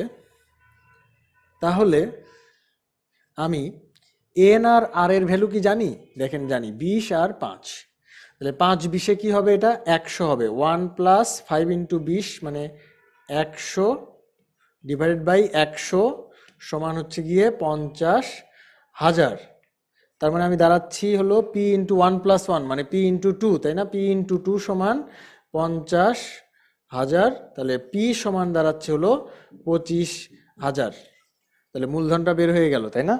তার মানে কি? তার মানে হচ্ছে আমি সবসময় অঙ্কটা এই সূত্র দিয়ে করব, শুধুমাত্র যখন সুদ নিয়ে আলোচনা থাকবে। যেমন ধরেন, এখানে আসল টাকার এত অংশ সুদ পেলেন, তার মানে সুদ নিয়ে অঙ্ক করব। এখানে বলতেছে 20 বছরে সুদে আসলে এত টাকা পেলেন, তাহলে আমি সুদ আসল নিয়ে অঙ্ক করব। অর্থাৎ সুদ যদি থাকে সরাসরি অঙ্কে, তাহলে সুদ I equals to PNR divide by 100 এই ফর্মুলা দিয়ে করব। আর যদি সুদে আসলে কোনো ইনফরমেশন থাকে, তাহলে আমি পি প্লাস আই এটা সমান P plus PNR divide by 100 এই ফর্মুলা ব্যবহার করব। ঠিক আছে, এটা দিয়ে অঙ্ক শুরু করব অথবা এটা দিয়ে অঙ্ক শুরু করব। তো অঙ্ক শুরু করার 2 রকম স্টার্টিং আমি দেখাই দিলাম। আপনারা যেই ম্যাথে যেরকম অ্যাপ্লাই হয় সেই ম্যাথে সেরকম করে ফেলবেন। ওকে, আশা করি এই টপিকটা আমরা শেষ করতে পারছি। এটা বেশ বেশ ইম্পর্টেন্ট একটু টপিক, এই টপিক থেকে 38-এ একটা চমৎকার কোশ্চেন আসছিল, আমরা ওই কোশ্চেনটা রিসেন্ট ইয়ার কোশ্চেনের যে সেকশন আছে এই টাইপের শেষে তখন গিয়ে করব। টাইপ 2 দেখেন, টাইপ 2-তে 2 রকম সুদকে বা 2 রকম রেটকে এক রেটে রূপান্তর করা হয়েছে। 2টা ব্যাংকে 2 রকম রেটে সুদ দিচ্ছিল, ঠিক আছে। আমি 2টা ব্যাংকেই টাকা রাখছি। যেমন ধরেন এই যে এইখানের উদাহরণটা দেখেন, মনে করেন যে সোনালী ব্যাংকে 10% হারে সুদ দিচ্ছে, সোনালী ব্যাংকে সুদ দিচ্ছে হলো 10% হারে। রূপালী ব্যাংকে কয়েকদিন পর দেখা গেল যে সে সুদ দিচ্ছে 8% হারে, ঠিক আছে। আচ্ছা, আমরা একটু ঘটনাটা একটু উল্টা করে নিই। অর্থাৎ প্রথমে মনে করেন যে আমি ব্যাংকে টাকা রাখবো, আমার কাছে টোটাল টাকা আছে 5,000 টাকা। তো 5,000 টাকা আছে, আমি খোঁজ খবর নিলাম যে কোন ব্যাংক কত সুদ দিচ্ছে। তো খোঁজ খবর নিয়ে জানতে পারলাম যে রূপালী ব্যাংক নাকি এই মুহূর্তে সর্বোচ্চ সুদ দিচ্ছে এবং সেটা হলো 8% হারে, ঠিক আছে। তো আমি রূপালী ব্যাংকে আমার 5,000 টাকার মধ্যে 2,000 টাকা দিলাম, কারণ আমি আবার কানা ঘুষা শুনতে পাইলাম যে অন্য ব্যাংকে একটু বেশি পার্সেন্ট সুদ পাওয়ার সম্ভাবনা আছে কিছুদিন পরে, এবং আমি যা ভাবছিলাম সেটাই সত্যি হলো। কিছুদিন পর দেখলাম আমার সোনালী ব্যাংক সে আমাকে 10% সুদের অফার দিচ্ছে। তখন আমি অতি উৎসাহী হয়ে আমার বাকি যে 3,000 টাকা ছিল সেই টাকা সোনালী ব্যাংকে জমা দিলাম। তাহলে রূপালী ব্যাংকে আমি 2,000 টাকা জমা দিয়ে রাখছি আগেই, পরে সোনালী ব্যাংকে 3,000 জমা দিলাম। সোনালী ব্যাংকের পার্সেন্ট হচ্ছে 10%, রূপালী হচ্ছে 8%। এখন আমি বাসায় বসে বসে চিন্তা করতেছি, আচ্ছা আমি তো এই পার্সেন্টে একটা অ্যামাউন্ট সব দিলাম, কিন্তু তাতে আমার মোটের ওপরে শতকরা সুদ কত হচ্ছে, ঠিক আছে। মোটের ওপরে শতকরা সুদ কত হচ্ছে আন্দাজ করেন তো। মোটের ওপর শতকরা কিন্তু হবে মোটামুটি 8 আর 10-এর মাঝামাঝি হবে, তাই না। এবং কার কাছে হবে বলেন তো, 3,000 যেহেতু রাখছি 10-এর কাছে, 10%-এ আমি রাখছি বেশি টাকা, 8%-এ রাখছি 2,000 টাকা, তার মানে 10%-এর কাছাকাছি যাবে, 8-এর থেকে বেশি দূরে যাবে, 10-এর কাছাকাছি যাবে, মানে 9.2 এরকম টাইপের কিছু একটা আসবে, এটা আন্দাজ করে আমার মনে হচ্ছে আর কি। যাই হোক, আমরা একটু ম্যাথ করে দেখি এটা অ্যাকচুয়ালি কত আসে। দেখেন এইখানে আমরা ম্যাথ করার বুদ্ধি কি, ম্যাথ করার বুদ্ধি হলো এইখানে একবার আমি সুদ হিসাব করব I1, আর এইখানকার সুদ হিসাব করব কত বলেন তো, I1 আর এটা I2। এখানকার মূলধন P1 কত আছে আমার 3,000, এখানকার মূলধন P2 আছে আমার 2,000, এখানকার রেট R1 আছে আমার 10, এইখানকার রেট R2 আছে আমার 8। I1 আমি বের করব, I2 আমি বের করব। আরেকটা কি জানি ইনফরমেশন লাগে, বছর, তাই না। সময় নিয়ে এখানে কিছু আছে, সময় নিয়ে কিছু নাই, তার মানে আমরা ধরে নিব 1 বছরের হিসাব করতেছি, ঠিক আছে। তাহলে n এর ভ্যালু দুইটার ক্ষেত্রে n1 = 1, n2 = 1। এখন দেখেন আমরা অঙ্কের যদি করে ফেলি তাহলে আমাদের কেন এই দুইটা ভাগ করে দুইটা হিসাব করব বলেন তো। শেষমেশ আসলে কি হবে, শেষমেশ আমার যেটা হবে এটা প্রথম ব্যাংক, এটা দ্বিতীয় ব্যাংক, শেষে যেটা করব আমি, দুইটা ব্যাংক মিলে আমার টোটাল মূলধন P1 প্লাস P2 এটা নিব আমি 5,000, তাই না। তারপরে দুইটা ব্যাংক মিলে আমার টোটাল সুদ I1 প্লাস I2 এটা একটা আমার বের হবে। এরপরে দুইটা ব্যাংক মিলে আমার সময় কিন্তু একই, কারণ আমি প্যারালালি দুইটা ব্যাংকে কাজ করতেছি, এই ব্যাংকেও টাকা জমা দিছি, এই ব্যাংকেও একই সাথে টাকা জমা দিছি, দুইটা ব্যাংকে 1 বছর পরে আমি দুইটা ব্যাংক থেকে সুদ পাবো। তার মানে এই না যে 1 বছর যোগ 1 বছর 2 বছর আমার মোটের উপরে 2 বছর লাগতেছে, তা না, মোটের উপর 1 বছরই লাগতেছে, কারণ দুইটা ব্যাংক পাশাপাশি সমান্তরালে কাজ করতেছে। সো এন এর ভ্যালু, টোটাল এন এর ভ্যালুটা হবে 1 বছরই। এইখানকার টোটাল পি হবে আমার P1 plus P2, total I হবে আমার I1 প্লাস I2, এন হবে 1 বছর, আর কত সেটা আমি আসলে এই টোটালের উপর বের করব। এটা কি আপনি বুঝতে পারছেন যে আমরা কি করতে চাচ্ছি বলেন। আমরা যেটা করতে চাচ্ছি, প্রথমটা থেকে টোটাল সুদ, দ্বিতীয়টা থেকে টোটাল সুদ বের করে এই দুইটা সুদ যদি যোগ করি তাহলে আমি মোটের ওপর টোটাল সুদ ওইটা পাচ্ছি। মোট টাকা কত 5,000, মোট সময় আমার 1 বছর, তাহলে সেই ক্ষেত্রে আমার এই টাকার এই সুদ 1 বছর কত রেট সেটা বের হয়ে যাবে। প্রসিডিউরটা মনে হয় বোঝা গেছে। যদি বোঝা যায় তাহলে আসেন ক্যালকুলেশন শুরু করি। প্রথম ক্ষেত্রে আমি I1টা বের করব। দেখেন এটা প্রথম ক্ষেত্রে, তার মানে কোন ব্যাংক? সোনালী ব্যাংকের কাজ করতেছি, মনে করেন সোনালী ব্যাংক। তাহলে সোনালী ব্যাংকের I1 equals to P1 N1 R1 divided by 100, তাই না? তাহলে P1 কত আমার? 3,000 টাকা, 3,000 ইন্টু N1 1 বছর, R1 হচ্ছে আমার 10 ডিভাইডেড বাই 100। তাহলে 2 0 1 0 1 0 কেটে দিলাম, থাকলো কত? 300 টাকা আমি সুদ পাচ্ছি। এবার I2 কত দেখেন তো? I2 অর্থাৎ রূপালী ব্যাংক থেকে আমি কত পাচ্ছি? এখানে পাচ্ছি হলো 2,000, সরি আবার ফর্মুলাটা লিখে নিই, P2 N2 R2 divided by 100। তাহলে P2 হচ্ছে 2,000 ইন্টু 1, R2 হলো গিয়ে 8, নিচে 100, 2 0 2 0 কাটলাম, তাহলে থাকবে হচ্ছে 8 দুগুণে 16, 160 টাকা। বুঝা গেছে? তাহলে 160 টাকা আমার আসলো কোথা থেকে? রূপালী ব্যাংক থেকে। ওকে, এবার দেখেন আমার 3 নম্বর কেস। 3 নম্বর কেস কি? সোনালী প্লাস রূপালী, অর্থাৎ দুইটা মিলায়ে আমার কি ঘটনা ঘটতেছে সেটা আমি দেখব। সেক্ষেত্রে আমার পি হচ্ছে দুইটা মিলে 5,000, তাই না? আর আই আমার দুইটা মিলে কত? 300 একে 460 টাকা। আর আমার বের করতে হবে এন হচ্ছে 1 বছর। তাহলে আসেন আমরা ফর্মুলা অ্যাপ্লাই করি। এটার জন্য আবার ফর্মুলা দিব, টোটালের উপর formula, I equals to P N R by 100। তাহলে পি এর মান 5,000, এন এর মান 1, আর এর মান জানি না, 100 ইজ 100, সো 0 0 কাটা, 0 0 কাটা। তাহলে 50 আর ইকুয়ালস টু আই এর ভ্যালু কত? 460। তাহলে আর ইকুয়ালস টু 460 ভাগ 50, 0 0 কাটলাম, 46কে যদি 5 দিয়ে ভাগ করি, 5 নং 45, দেখা যাচ্ছে 5 নং 45, নিচে 1, তাই না? পয়েন্ট দিলে 0, 5 দুগুণে 10। যাক, আমার আন্দাজ একদম কারেক্টলি মিলে গেছে, 9.2, তাই না? অঙ্কটা যদি আমি শেষ করি তাহলে পাচ্ছি কত? 9.2, অর্থাৎ আমার আর এর মান 9.2 বা 9.2% হারে আমি আসলে মোটের ওপরে সুদ পাচ্ছি শতকরায়। আশা করি এটা বুঝতে পারছেন। আচ্ছা, এইখানে আরেকটা ম্যাথ আছে 5 নাম্বার, ঠিক একই রকম ম্যাথ। এখানে একটাতে লাভ করছি, আরেকটাতে লোকসান করছি, সব মিলিয়ে কত লোকসান হয়েছে। সো এই ক্যালকুলেশনও একই রকম ভাবে আমি করব। প্রথমটাতে লাভের অ্যামাউন্ট আমি হিসাব করব, দ্বিতীয়টাতে লোকসানের অ্যামাউন্ট হিসাব করব, আর সব মিলিয়ে কত লোকসান হয়েছে সেটা আমি হচ্ছে গিয়ে হিসাব করব। ওকে,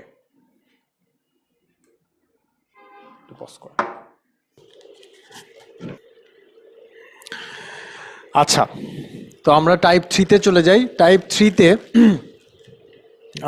যে ম্যাথগুলো আছে এইটার মোটামুটি হচ্ছে ইন্টারেস্টিং, আমরা দেখব টাইপ 3 এর ম্যাথগুলো। যেমন প্রথম ম্যাথেই আমাদের কোশ্চেনটা একটু পড়ে ফেলি। প্রথম ম্যাথে আমাদের বলতেছে হচ্ছে একজন ব্যবসায়ী একটা পণ্যের মূল্য 25% বাড়ালো, তারপরে বর্ধিত মূল্য থেকে 25% কমালো, যে মূল্য বাড়ায় যে মূল্য হয়েছিল সেটা থেকে 25% কমালো। সর্বশেষ মূল্য প্রথম মূল্যের তুলনায় কি হবে? বাড়বে, কমবে, নাকি একই থাকবে? আচ্ছা, এখানে যদিও একই থাকার অপশন নাই, কিন্তু আমাদের পরে হয়তো মনে হতে পারে যে একই থাকবে, এই জন্যই আমি এই কথাটা বললাম। দেখেন, একজন ব্যবসা একটা পণ্যের মূল্য 25% বাড়াইলো, তারপরে ওখান থেকে আবার 25% কমাইলো। তাহলে মনে হতে পারে যে 25% বাড়ছে, 25% কমছে, তার মানে অ্যাকচুয়ালি যতটুকু বাড়ছে ততটুকুই কমছে। কিন্তু এই ধারণাটা আসলে ভুল। কেন ধারণা ভুল এটা আপনাকে একটু সহজে আমি দেখাতে পারি। ধরেন 100 টাকা ছিল আপনার পণ্যের দাম, তাহলে আপনি 25% বাড়াইছেন, মানে কত? 125 টাকা হয়েছে। এখন 125 টাকা হওয়ার পর আপনি যখন এর 25% কমাচ্ছেন, কার 25% কমাচ্ছেন? 125 টাকার 25%। 125 টাকার 25% কত? 25 টাকা না, কিন্তু তার বেশি। 125 টাকার 25% হচ্ছে 125 টাকা থেকে আপনি কতটুকু কমাচ্ছেন? 125 টাকার 25% কমাচ্ছেন, অর্থাৎ 125 ইন্টু 25/100 এতটুকু কমাচ্ছেন। এটা হচ্ছে কিন্তু 4 দিয়ে কাটাকাটি করলে 3, 3 একে 3, 0.20, 31.5 টাকা। 125 টাকার 25% হচ্ছে 31.5 টাকা। তার মানে আপনি বাড়ানোর সময় বাড়ালেন 25 টাকা, কিন্তু কমানোর সময় কমাচ্ছেন কত? 31.5 টাকা। সো কমানোর সময় বেশি কমে যাচ্ছে, তার মানে আলটিমেটলি আপনার সর্বশেষ মূল্য প্রথম মূল্যের চেয়ে অনেকখানি কমে আসবে। সো আমরা আসেন এটা একটু সিস্টেমেটিক ওয়েতে করি, আমরা ধাপে ধাপে এই ম্যাথটা করব। প্রথম ধাপ হবে যে প্রথমে তার টাকা কত ছিল সেটা আমরা সবসময়, দেখেন এখানে একটা টিপস দেওয়া আছে, 100 টাকা শেষমেশ কত দাঁড়ায় সেটা দেখতে হবে। তাহলে প্রথমে আমাদের ধরে নিতে হবে যে পণ্যের মূল্য ছিল 100 টাকা, আগে যা করলাম তাই করব। দ্বিতীয় ধাপে আমার পণ্যের মূল্য হয়ে যাবে কত? 125 টাকা, তাই না? কারণ 25 টাকা বাড়বে। তৃতীয় ধাপে কত টাকা বাড়বে? না, তৃতীয় ধাপে বাড়বে না, কমবে। কতটুকু কমবে? মাইনাস 125-এর 25%। 25% মানে হচ্ছে 25/100, তাই না? 125-এর 25%, 25/100। সো এইটাই একটু আগে আমি কাটাকাটি করলাম, আরেকবার একটু কাটি। 4 দিয়ে 125-কে আপনারা খাতায় এইভাবে ভাগ করতে পারেন। 4 দিয়ে 125-কে যদি ভাগ করেন দেখবেন 31.5 এরকম আসবে। ওইটা আমি আর ডিটেলস করলাম না, একটু আগে করছি। 31.5 টাকা কমবে। 31.5 টাকা যদি কমে, 125 থেকে 31.5 বাদ দেন, 125 থেকে 31.5 যদি আমি বাদ দেই, তাহলে 31.5, এটা একটু বাদ দিয়ে দেখি কত হয়। 5 আছে, কত হলে 10 পাবো? 5 হাতে থাকে 1, 1 2, 3, 3 আর কত হচ্ছে 9, আর এটা 93.5 হচ্ছে। তাহলে শেষমেশ দাঁড়াচ্ছে 93.5। এখন দেখেন শুরুতে ছিল কত? 100, শেষে হয়েছে কত? 93.5। কতখানি কমছে? 6.5 টাকা কমছে। প্রসিডিউরটা বোঝা গেল? প্রথমে আমি কি করব? ধাপে ধাপে কাজগুলা করব, করে আমি একদম শুরু থেকে শেষেরটা চেক করব। শুরু থেকে শেষে কি হয়েছে? 6.5, এইটুকু পরিমাণ কমছে। তার মানে 100 টাকার উপরে 6.5 কমছে, তার মানে 6.5% কমছে। 6 আচ্ছা, আমার এইখানে সম্ভবত ক্যালকুলেশনে কোথাও একটু ভুল হয়েছে। 6.25 হবে এটা, ঠিক আছে? 6.2 সম্ভবত এখানেই একটা ভুল হয়েছে আর কি। 4 দিয়ে ভাগ করলে 3 4-এ 12, নামে হচ্ছে 5, 4 1-কে 4, নামে হচ্ছে 1, দশমিক দিলে 0, 4 2-গুণে 8, নামে হচ্ছে 2, 20, 4 5 20, হ্যাঁ 31.25 হবে। 31.25 হলে 93.75 হবে। এটা হবে 93.75। সো বিয়োগ করলে হবে 6.25 আসলে। তো 6.25% এটা হচ্ছে কি হবে? কমবে, তাই না? কারণ শুরুতে 100 ছিল, পরে হয়েছে 93.75, তার মানে কি হয়েছে? কমছে। কমছে কত পার্সেন্ট কমছে? 6.25% কমছে। আচ্ছা, এখন ইন্টারেস্টিং হচ্ছে এই কোশ্চেনটা এইভাবেও আসতে পারে উল্টা কথা বলে, অর্থাৎ বললো যে প্রথমে 25% কমাইলো, প্রথমে দাম 25% কমাইলো, তারপরে আবার 25% বাড়াইলো, তখন কি হবে বলেন তো? তখন আলটিমেটলি বাড়বে, তাই না? আলটিমেটলি বাড়বে কত পার্সেন্ট? ওই একই 6.25% বাড়বে, তখন এটা হবে অ্যান্সার। আচ্ছা, যদি কি হয়, যদি এর উল্টা কাজটা করা হয়, আগে কমানো পরে বাড়ানো, ঠিক আছে, তাহলে আলটিমেটলি বাড়াবে, অর্থাৎ লাস্টে যে কাজটা করা হচ্ছে সেটাই হবে। আচ্ছা, দুইটি ক্রমিক ছাড় 20% এবং 15% এককালীন কত ছাড়ের সমান? দেখেন এটাও খুব সহজ একটা ম্যাথ। আমি যদি বলি যে একটা ছাড় প্রথমে 20% দেওয়া হচ্ছে, তাহলে প্রথমের টাকাটা আমি 100 ধরে নিব। প্রথমবার যখন ছাড় দেওয়া হলো 20%, তখন আপনার 20 টাকা বিয়োগ যাচ্ছে, যেহেতু ছাড় 100 টাকার উপরে 20 টাকা, তার মানে বিয়োগ করে আপনার টাকা হচ্ছে 80 টাকা। এর উপরে আপনি আবার ছাড় দিচ্ছেন কত? 15%। তাহলে 15% মানে কি 80 থেকে 15 বিয়োগ যাবে? না, 100 টাকার উপরে 15 টাকা। তাহলে 80 টাকার উপরে কত টাকা? একটু ক্যালকুলেশন করে আসি। দেখেন 80 টাকার উপরে 80 ইন্টু 15%, মানে 15/100, এই পরিমাণ টাকা অ্যাকচুয়ালি লেস হবে, না বিয়োগ হবে, কারণ পরেরটাও আমার ছাড় দিয়েছে। তাহলে এটা যদি ক্যালকুলেশন করি, 0 0 কাটটা যাবে, 4 2 দিয়ে কাটলে 4, 2 দিয়ে কাটলে এখানে 5, 5 দিয়ে 15-কে কাটলে 3, তাহলে 3 4-এ 12 টাকা আসলে মাইনাস হবে। 80 থেকে 12 টাকা মাইনাস হলে 68 টাকা হয়। তাহলে আপনি চিন্তা করেন যে এখন আমি মোটের ওপর যদি হিসাব করি, তাহলে মোটের ওপর কত ছাড়ের সমান হবে? এককালীন কত ছাড় হবে? 100 থেকে একদম 68-এ পৌঁছে যান, কত হচ্ছে? 2 32, তাই না? সো 32%। মোটের উপরে ছাড় হবে হলো 32%, খ নাম্বার। আচ্ছা 8 নাম্বার একই রকম, আপনারা একটু ট্রাই করে দেখেন, আমি এটা আর দেখাতে যাচ্ছি না, আমি এই কোশ্চেনে চলে যাব। সাম্প্রতিক সময়ের প্রশ্ন আমি আগেই বলে নিছিলাম 38তমতে একটা ইন্টারেস্টিং কোশ্চেন ছিল, তো আমি ওই কোশ্চেনটাতে যাচ্ছি।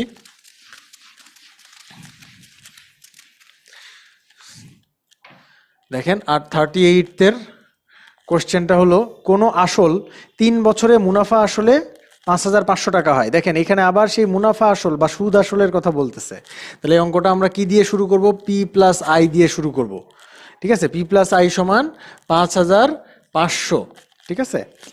এখন দেখেন এখানে কি কি ইনফরমেশন দেওয়া আছে সেগুলো একটু আগে নোট করে নিই। ইনফরমেশন দেওয়া আছে হচ্ছে আমার, মনে করেন এই বক্সের মধ্যে আমি ইনফরমেশনগুলো লিখব, আর অঙ্কটা করব হচ্ছে এই জায়গায় 5,500।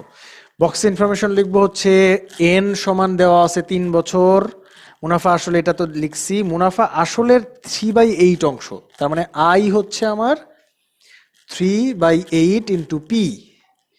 মুনাফার হার কত, মানে আর সমান কত, তাই না? এই হচ্ছে মোটামুটি কাজ। এখন দেখেন পি প্লাস আই, এটা লেখার পরে কি ছিল? আই এর ফর্মুলা লিখতে হবে P N R divided by 100, এটা সমান 5,500, বা পি কমন নিব এখন, তাই না? P into 1 plus N R divided by 100 সমান 5,500। আচ্ছা এখন দেখেন মুনাফা আসলের কত অংশ? 3/8 অংশ। আচ্ছা আমরা এখানে একটা ঝামেলা করে ফেলছি, মুনাফার ভ্যালুটা এখানে বসাই নাই, মুনাফার ভ্যালুটা এখানে বসাইতে হবে। দেখেন মুনাফার ভ্যালু আয়ের এখানে সূত্র লিখবো না, যেটা লিখছিলাম সেটা ভুল ছিল, আয়ের এখানে সূত্র লেখা যাবে না। কি করতে হবে? এখানে যে ভ্যালুটা দেওয়া আছে 3p/8, এটা লিখতে হবে 3p/8। তাহলে পি কমন নেন, 1 প্লাস 3/8 সমান 5,500। তাহলে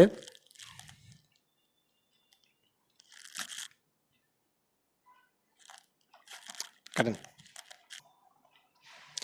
আচ্ছা সাম্প্রতিক সময়ের প্রশ্ন, আমরা 38-এর এই প্রশ্নের রেফারেন্স আগেই দিয়েছিলাম যে 38-এ একটা ভালো কোশ্চেন আসছে, সেই কোশ্চেনটা আমি এখন সলভ করতে যাচ্ছি। দেখেন কোশ্চেনটা একটু পড়ি।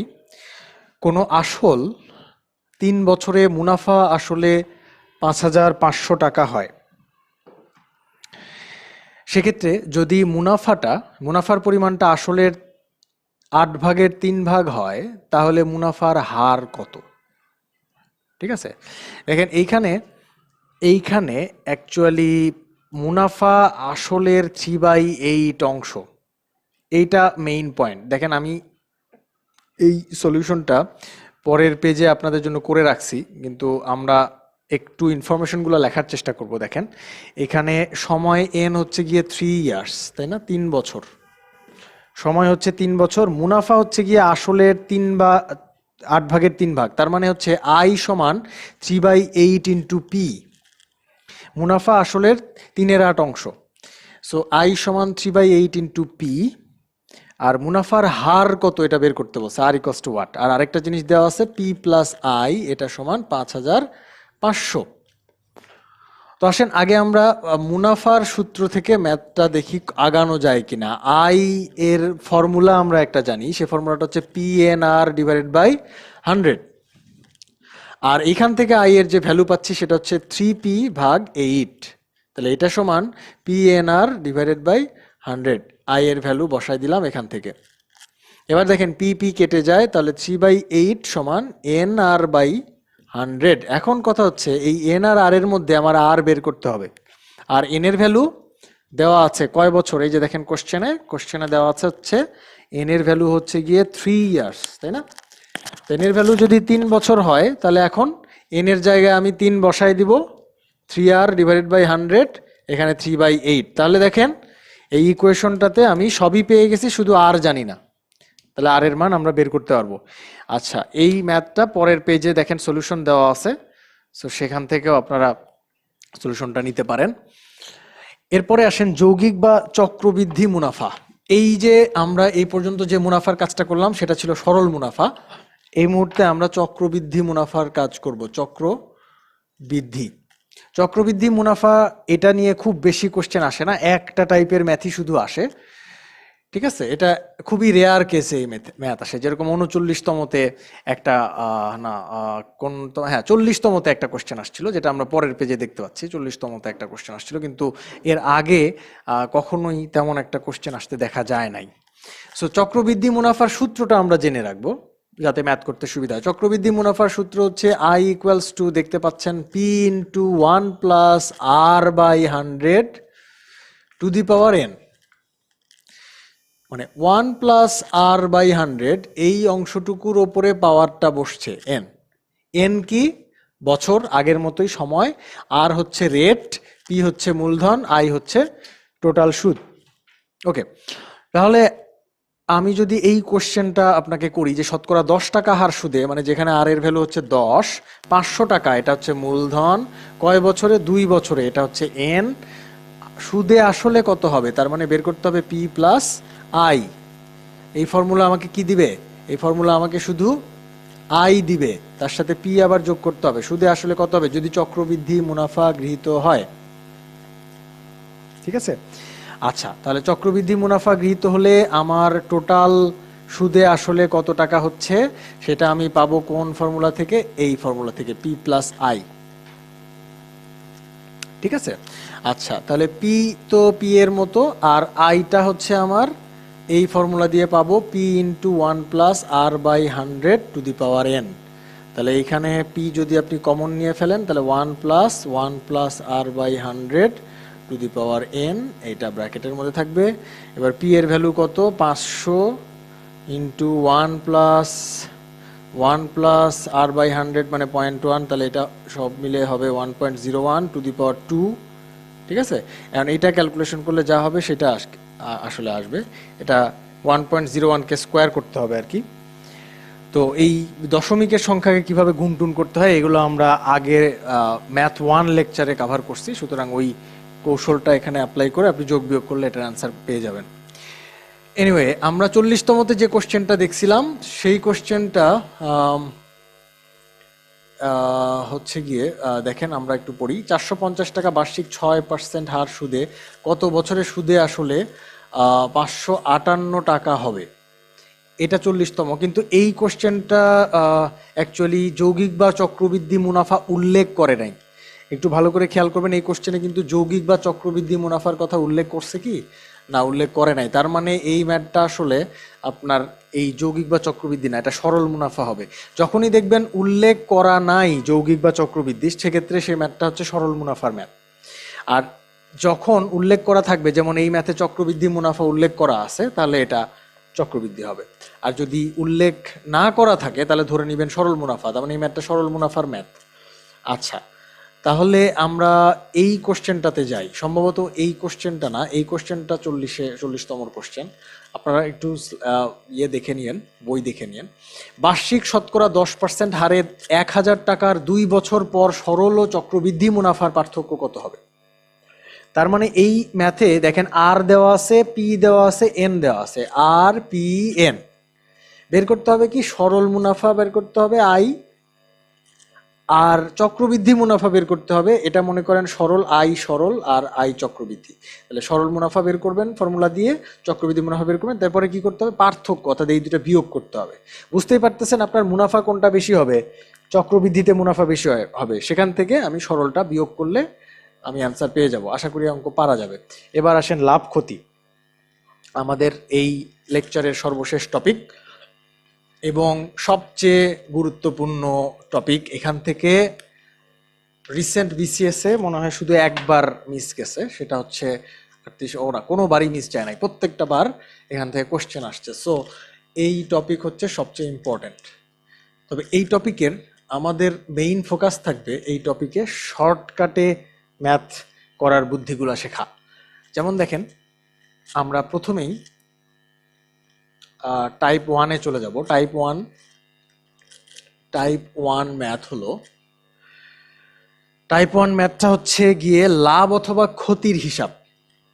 দেখেন, লাভ বা ক্ষতির শতকরা হার নির্ণয় করব।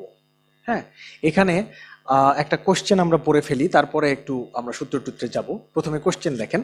কোশ্চেন বলতেছে কি, একটা গরু 450 টাকায় বিক্রয় করায় তার ক্রয় মূল্যের 1/8 অংশ লাভ হলো। গরুটির ক্রয় মূল্য কত? তাহলে এইটা কি মূল্য? 450 টাকায় বিক্রয় করায়, তার মানে এটা হচ্ছে তার কিন্তু বিক্রয় মূল্য, তাই না? তাহলে বিক্রয় মূল্য হচ্ছে কি আমার 450 টাকা। এটা বিক্রয় করায় তার ক্রয় মূল্যের 1/8 অংশ লাভ হলো। তার মানে মনে করেন যে আচ্ছা, মনে করার আগে আমি দেখি কোশ্চেনটা কি, গরুটির ক্রয় মূল্য কত। তাহলে ক্রয় মূল্যটা কিন্তু দেওয়া নাই, তাহলে আমি কি করব, ক্রয় মূল্যটা ধরে নিব। ক্লিয়ার? ক্রয় মূল্য ধরে নিব হচ্ছে এক্স। ক্রয় মূল্য যেহেতু দেওয়া নাই, এই ধরনের ম্যাথে, এই আজকের যে ম্যাথের লেকচার, এই লেকচারের যে কোনো ম্যাথেই আপনি যেটা মিসিং সেটা ধরে নেবেন। আমার সব ম্যাথেই এই ধরনের আসলে বীজগাণিতিকভাবে যদি ম্যাথটা করতে চাই তাহলে এই ধরে নেওয়ার কাজটা আমাকে করতে হবে, তাই না? আচ্ছা, যদি করি তাহলে দেখেন এক্স যদি ক্রয় মূল্য হয়, তাহলে আপনি চিন্তা করে দেখেন তার লাভের পরিমাণ কত। ক্রয় মূল্যের 1/8 অংশ হচ্ছে তার লাভের পরিমাণ, তাহলে লাভ সমান এক্স ইন্টু 1/8 বা এক্স ডিভাইডেড বাই 8, এটা হচ্ছে তার লাভ, এটা হচ্ছে তার ক্রয় মূল্য। এবার গরুটির বিক্রয় মূল্য কত দেখেন তো, 450 টাকা হচ্ছে তার বিক্রয় মূল্য।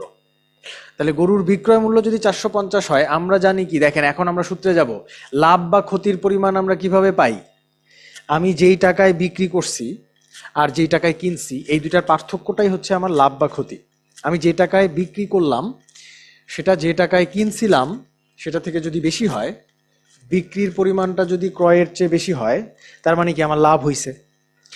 আচ্ছা, তাহলে এইখানে যেহেতু আমার লাভ হইছে, তার মানে আমি কি করব, বিক্রয় মূল্য থেকে ক্রয় মূল্য বিয়োগ দেবো। দেখেন বিক্রয় মূল্য কত, 450 টাকা হচ্ছে আমার বিক্রয় মূল্য, মাইনাস ক্রয় মূল্য কত এক্স, বিয়োগ দিলে আমি কি পাবো, লাভ পাবো। কত টাকা লাভ পাবো, এই যে দেখেন লাভ এখানে আছে, হিসাব আছে, এক্স ডিভাইড বাই 8।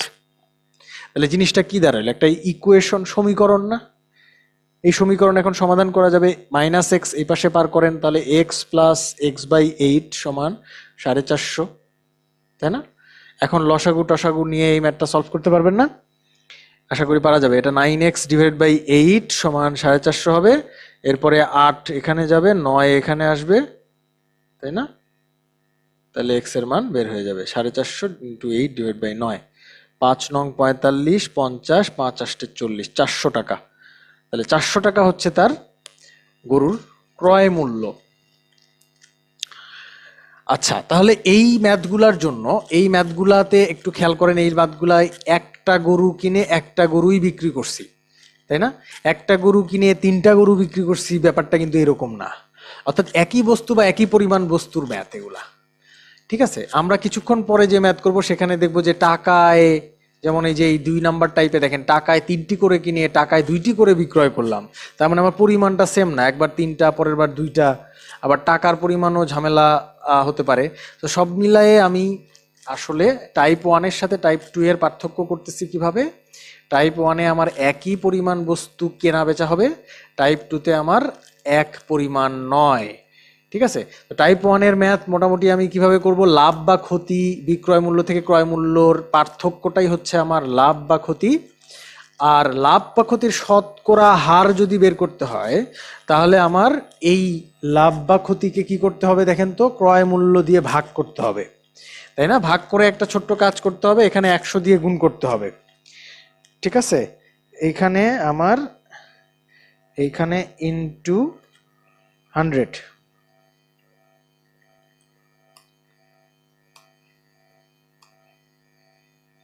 ওকে।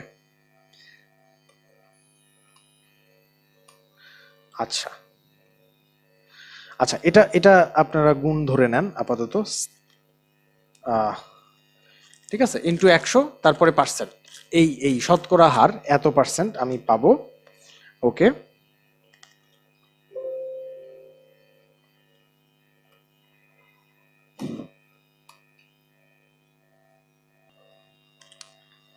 আচ্ছা, তাহলে শতকরা হার বের করার জন্য আমার কি করতে হবে, এই যে লাভ বা ক্ষতিকে আমি ক্রয় মূল্য দিয়ে ভাগ করব। কেন?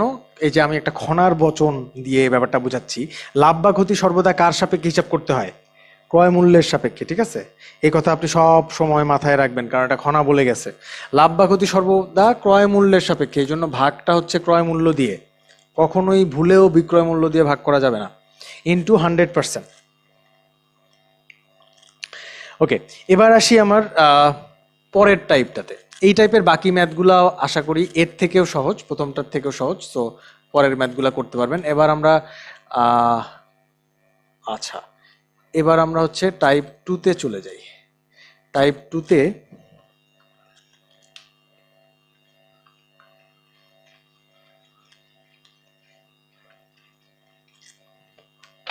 টাইপ 2টা আমাদের আসলে এই টপিকের সবচেয়ে ইম্পর্টেন্ট ম্যাথ, এবং এটাই আমাদের সেই স্পেশাল একটা শর্টকাট আছে, আমরা সেই শর্টকাটটা একটু শিখব। দেখেন, শর্টকাট শেখার আগে আমরা একটা কোশ্চেন পড়ে ফেলি। কোশ্চেনটা হচ্ছে এই যে টাকায় 3টি করে লেবু কিনে টাকায় 2টি করে বিক্রয় করলে শতকরা কত লাভ হবে। আমি প্রথমেই বলে নিই, এই ম্যাথ করার আগে একটু নড়ে চড়ে রেডি হয়ে বসেন, খাতাটাতে হাতের কাছে নেন, কারণ এটা আপনাকে ভালো করে শিখতে হবে।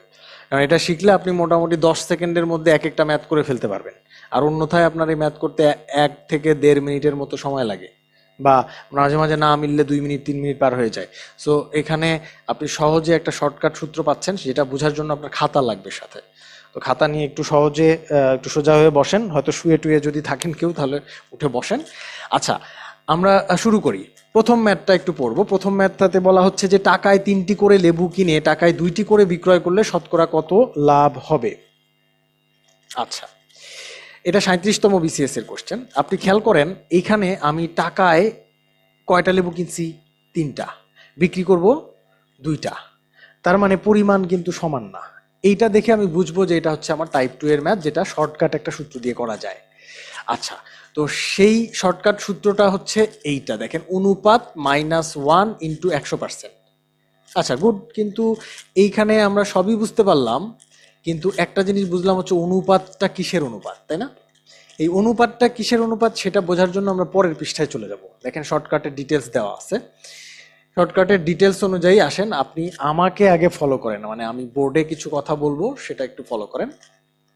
এইখানে এই ম্যাথে আমি যেটা করব, 2টা কথা লিখব। খাতায় একটু কষ্ট করে লেখেন, ক্রয় আর বিক্রয়, উপরে নিচে ক্রয় আর বিক্রয়, এই 2টা কথা লিখবেন। লিখে আপনি একটা কাজ করবেন, যে এইখানে লিখবেন হচ্ছে গিয়ে সংখ্যা বা পরিমাণ, আর এখানে লিখবেন হচ্ছে টাকা। ঠিক আছে? আমরা যেভাবে আসলে জিনিসপত্র হিসাব করি, আমরা যখন ক্যাশ মেমো টেমো লিখি তখন কিন্তু আগে লিখি সংখ্যা, তারপরে টাকার পরিমাণ লিখি, যে এতগুলা জিনিস কিনছে, তার টাকা হচ্ছে এত, তাই না? তো উপরে ক্রয়, আবার একটু বলি, দেখেন, উপরে ক্রয় নিচে বিক্রয়, এভাবে লিখছেন, এভাবে খাতায় একটু লিখেন। এখানে সংখ্যা, তারপরে হচ্ছে টাকা।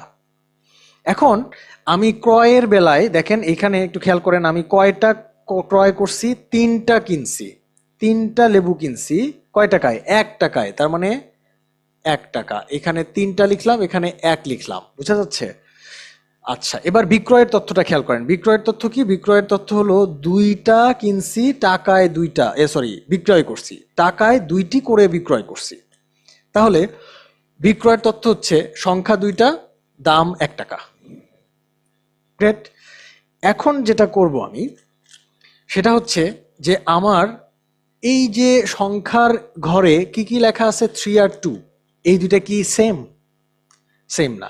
এই 2টা কি সেম? সেম, তাই না? টাকার নিচে যে 2টা পরিমাণ আছে, সেই 2টা পরিমাণ কিন্তু মিলে গেছে। দিস ইজ ইম্পর্টেন্ট, যে আমার কোন পাশে মিলল। চিন্তা করেন, যেহেতু আমার কোন পাশে মিলছে, ডান পাশে মিলছে না? ডান পাশে মিলছে, যদি ডান পাশে মিলে তাহলে আমি অনুপাত নিব, এই যে এই ফর্মুলাতে যে অনুপাতের কথা বলা হচ্ছিল, এই অনুপাতটা নিব বাম দিকে। ডান পাশে মিললে অনুপাত নিব বাম দিকে, আর তাহলে উল্টা কথাটা কি হবে? বামে যদি মিলে অনুপাত নিব ডান দিকে। এখন কিসের অনুপাত নিব? অনুপাত মানে কিভাবে নিব? অনুপাতটা নিব হচ্ছে, খেয়াল করেন, এইখানে একটা কথা লিখছি আমি, ডানে মিললে সোজা অনুপাত, আর বামে মিললে উল্টা অনুপাত। ডানে মিললে মানে এই মুহূর্তে আমার কোথায় মিলছে? ডানে মিলছে। অনুপাত নিব তাহলে কোথায়? বামে। আর ডানে যদি মিলে, ডান হাতটা আমরা পবিত্র মনে করি না? মানে ইসলাম ধর্ম অনুযায়ী মোটামুটি ডান হাত একটা পবিত্র কাজের জন্য ব্যবহার করা হয়। সো ডান দিকে যদি মিলে, তাহলে আমরা কি করব, অনুপাতটা নিব সোজা, মানে পবিত্র যেহেতু এইটার সাথে একটু মিলায় নেন আর কি, মানে জাস্ট মনে রাখার কৌশল আর কি। তাহলে ডানে যদি মিলে তাহলে অনুপাত নিব সোজা অনুপাত, এটা এখানে লেখেন লেখা আছে, ডানে মিললে সোজা অনুপাত আর বামে মিললে কেমন অনুপাত, উল্টা অনুপাত। যদি ডানে মিলে তাহলে সোজা অনুপাত, বামে মিললে উল্টা অনুপাত। আচ্ছা, তাহলে আসেন আবার এই ম্যাথে আমরা ফিরে আসি। ম্যাথে কি করছি, ক্রয় আর বিক্রয় দুইটা লিখছি, উপরে সংখ্যা আর টাকা লিখছি, লিখে আমি ক্রয়ের বেলায় 3টা আমি হচ্ছে লেবু কিনছিলাম 1 টাকা দিয়ে, সেটা লিখছি, বিক্রয়ের বেলায় 2টা কিনছি 1 টাকা দিয়ে। এখন আমরা দেখলাম যে কোন পাশে মিলছে, ডান পাশে মিলছে। ডানে যদি মিলে তাহলে অনুপাত নিব বামে, কেমন অনুপাত হবে, ডানে মিললে সোজা অনুপাত হবে, ডান হচ্ছে ভালো ইন্ডিকেট করে, সো সোজা অনুপাত। তো সোজা অনুপাত মানে এইখানে 3/2, মাঝখানে ভাগ চিহ্ন, বোঝা যাচ্ছে, এটা হচ্ছে আমার সেই অনুপাত। আচ্ছা, গোল্লা না দিই আমরা, এটা হচ্ছে আমাদের অনুপাত 3/2 -1। দেখেন অনুপাত পেয়ে গেছি, তাহলে আর কি করব, অনুপাত -1 ইন্টু 100%। মোটামুটি এই ছিল আমার শর্টকাট। শর্টকাটটা একটু কঠিন মনে হতে পারে শুরুতে, কিন্তু এটা যদি আপনি আমার সাথে আরো 2-1টা প্র্যাকটিস করে ফেলেন, এটা একদম আপনি মানে হাতের মুঠোয় চলে আসবে। এবং এই যে সংখ্যা, এই যে টাকা, এই কথাগুলো লেখা বা ক্রয় বিক্রয় এগুলো লেখার কোনো প্রয়োজনই পড়বে না, ঠিক আছে? সো আসেন আমরা একটু প্র্যাকটিস করি, তাহলে আমার মনে হয় এই বড় বড় ম্যাথ, এই ম্যাথগুলো কিন্তু করতে গেলে মোটামুটি 1 পৃষ্ঠার মতো হয়। সো এটা আমরা সহজে করতে পারতেছি, এটা একটা ইম্পর্টেন্ট বিষয়। আচ্ছা, এখন দেখেন এই বিয়োগ টিয়োগ করলে কত হচ্ছে, 3 মোটামুটি হাফ ইন্টু 100%, মোটামুটি হচ্ছে 50% আসছে, তাই না?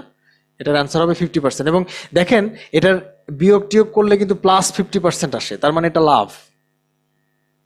এবং এটা চিহ্ন সহ আপনাকে অ্যান্সার দিবে, যদি লাভ হয় দেখবেন প্লাস চিহ্নে অ্যান্সার আসছে, লস হলে মাইনাসে আসবে।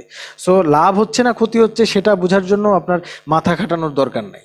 ধরেন আপনি এটা নিয়ে কনফিউজড হয়ে গেলেন যে টাকায় 3টা করে লেবু কিনে টাকায় 2টা করে লেবু বিক্রয় করতেছে, তাহলে শতকরা কত, যদি কোশ্চেন করে লাভ বা ক্ষতি হবে, অর্থাৎ এরা বলে দিল না যে লাভ হবে, লাভ বা ক্ষতি, তখন অপশনে থাকলো এত% লাভ এত% ক্ষতি, তখন কিন্তু কনফিউশনের একটা ব্যাপার, তাই না? সো সেই কনফিউশনও কিন্তু দূর হয়ে যাচ্ছে, একদম চিহ্ন সহ আপনাকে রেজাল্ট দিয়ে দিবে এই শর্টকাট। ওকে, তাহলে শর্টকাটটা আমি আর একবার একটু অ্যাপ্লাই করি, দেখেন নতুন আরেকটা ম্যাথে, ধরেন 2 নাম্বার ম্যাথে আমি অ্যাপ্লাই করতে চাই। 2 নাম্বার ম্যাথে কি বলছে, টাকায় 2টি করে আম ক্রয় করে, টাকায় 2টি করে আম ক্রয় করে টাকায় কয়টা করে বিক্রয় করতেছি, 3টা করে বিক্রয় করতেছি। তাহলে শুরুতে আমি কি করব, শুরুতে আমি লিখব ক্রয় আর লিখব বিক্রয়, ঠিক আছে? এবার প্রথমে কি থাকবে আমার সংখ্যা, ক্রয়ের সংখ্যা কয়টা, ক্রয়ের সংখ্যা হচ্ছে 2টা, কয় টাকা দিয়ে কিনছি, 1 টাকা দিয়ে কিনছি। বিক্রয়ের বেলায় কি করছি দেখেন তো, বিক্রয় করছি 3টা, কয় টাকা দিয়ে, 1 টাকা দিয়ে বিক্রয় করছি। স্টিল আবার আমার কি হইলো দেখেন তো, কোন পাশে মিলছে, ডান পাশে মিলছে। ডান পাশে মিললে অনুপাত নিব কোথায়, বাঁয়ে। ডানে মিললে অনুপাত কেমন হবে, সোজা না উল্টা, ডানে মিললে অনুপাত হবে সোজা, তাহলে 2/3, 2/3 -1 ইন্টু 100%, তাই না? একই রকম একটা ম্যাথ, কিন্তু এটাতে অ্যান্সার কিন্তু আলাদা হবে। মাইনাস, দেখেন একটু হিসাব করে, 3 মাইনাস, তাহলে -1/3 ইন্টু 100%, তাহলে জিনিসটা দাঁড়াচ্ছে হলো 33.33%, কিন্তু নেগেটিভ। নেগেটিভ বলতে কি বোঝাচ্ছে, এখানে লাভ হবে না, এখানে কি হবে, ক্ষতি হবে, তাই না, লোকসান হবে। যদি এখানে লাভ কোশ্চেন করেছে, এই লাভের জায়গায় একটু ক্ষতি বসায় নিবেন, কোশ্চেনে একটু ভুল আছে। আচ্ছা, 3 নাম্বার, 100 টাকায় 1 ডজন কলম কিনে 200 টাকায় বিক্রয় করলে শতকরায় কত লাভ হবে। 100 টাকায় 1 ডজন কলম কিনে 200 টাকায় বিক্রয় করলে শতকরা কত লাভ হবে। আমার মনে হয় আমাদের এই শর্টকাট প্রসেসটা বোঝা গেছে। এবার 3 নাম্বারের জন্য একটু আমরা অ্যাপ্লাই করে আসি। দেখেন 3 নাম্বার কি বলছে, 100 টাকায় 1 ডজন কলম কিনছি। তাহলে আবার আসেন, প্রথমে কি লিখবো, সংখ্যা লিখবো, কয়টা কিনছি, 1 ডজন মানে 12টা, কয় টাকায়, 100 টাকায়। ওকে, এরপরে কি করছি, 200 টাকায় বিক্রয় করছি, কয়টা বিক্রয় করছি, ওই 1 ডজনই, তার মানে 12টাই বিক্রয় করছি 200 টাকায়। দেখেন তো ঠিক আছে না ইনফরমেশন? আচ্ছা, এবার একটু খেয়াল করেন তো কোন পাশে মিলছে, বামে মিলছে। বামে মিললে অনুপাত নিব কোথায়? ডানে। কেমন অনুপাত? বামে মিললে উল্টা অনুপাত, তাই না? বামে মিললে উল্টা অনুপাত। আরেকবার একটু পড়ে আসেন, বামে যদি মিলে তাহলে উল্টা অনুপাত, আর ডানে মিললে সোজা অনুপাত। তাহলে আমার মিলে গেছে হচ্ছে বামে, সুতরাং ডানে যাব এবং উল্টা অনুপাত নিব। 200 উপরে যাবে আর 100 আসবে নিচে, -1 ইন্টু 100%। ঠিক আছে, তাহলে দেখেন এখানে আমার 100/100 ইন্টু 100%, মানে হচ্ছে 100%ই আমার হচ্ছে গিয়ে কি হয়েছে, পজিটিভ আসছে, তার মানে লাভ, 100%ই আমার লাভ। ওকে, তো এইরকম আমার আরো কিছু ম্যাথ আছে, এগুলো আপনাদের জন্য HW থাকবে। আচ্ছা, HW এর আগে আর একটা ম্যাথ করে দিতে হবে অ্যাকচুয়ালি। হ্যাঁ, এই ম্যাথটা একটু করে দিই। 4 নাম্বার ম্যাথ একটু দেখেন।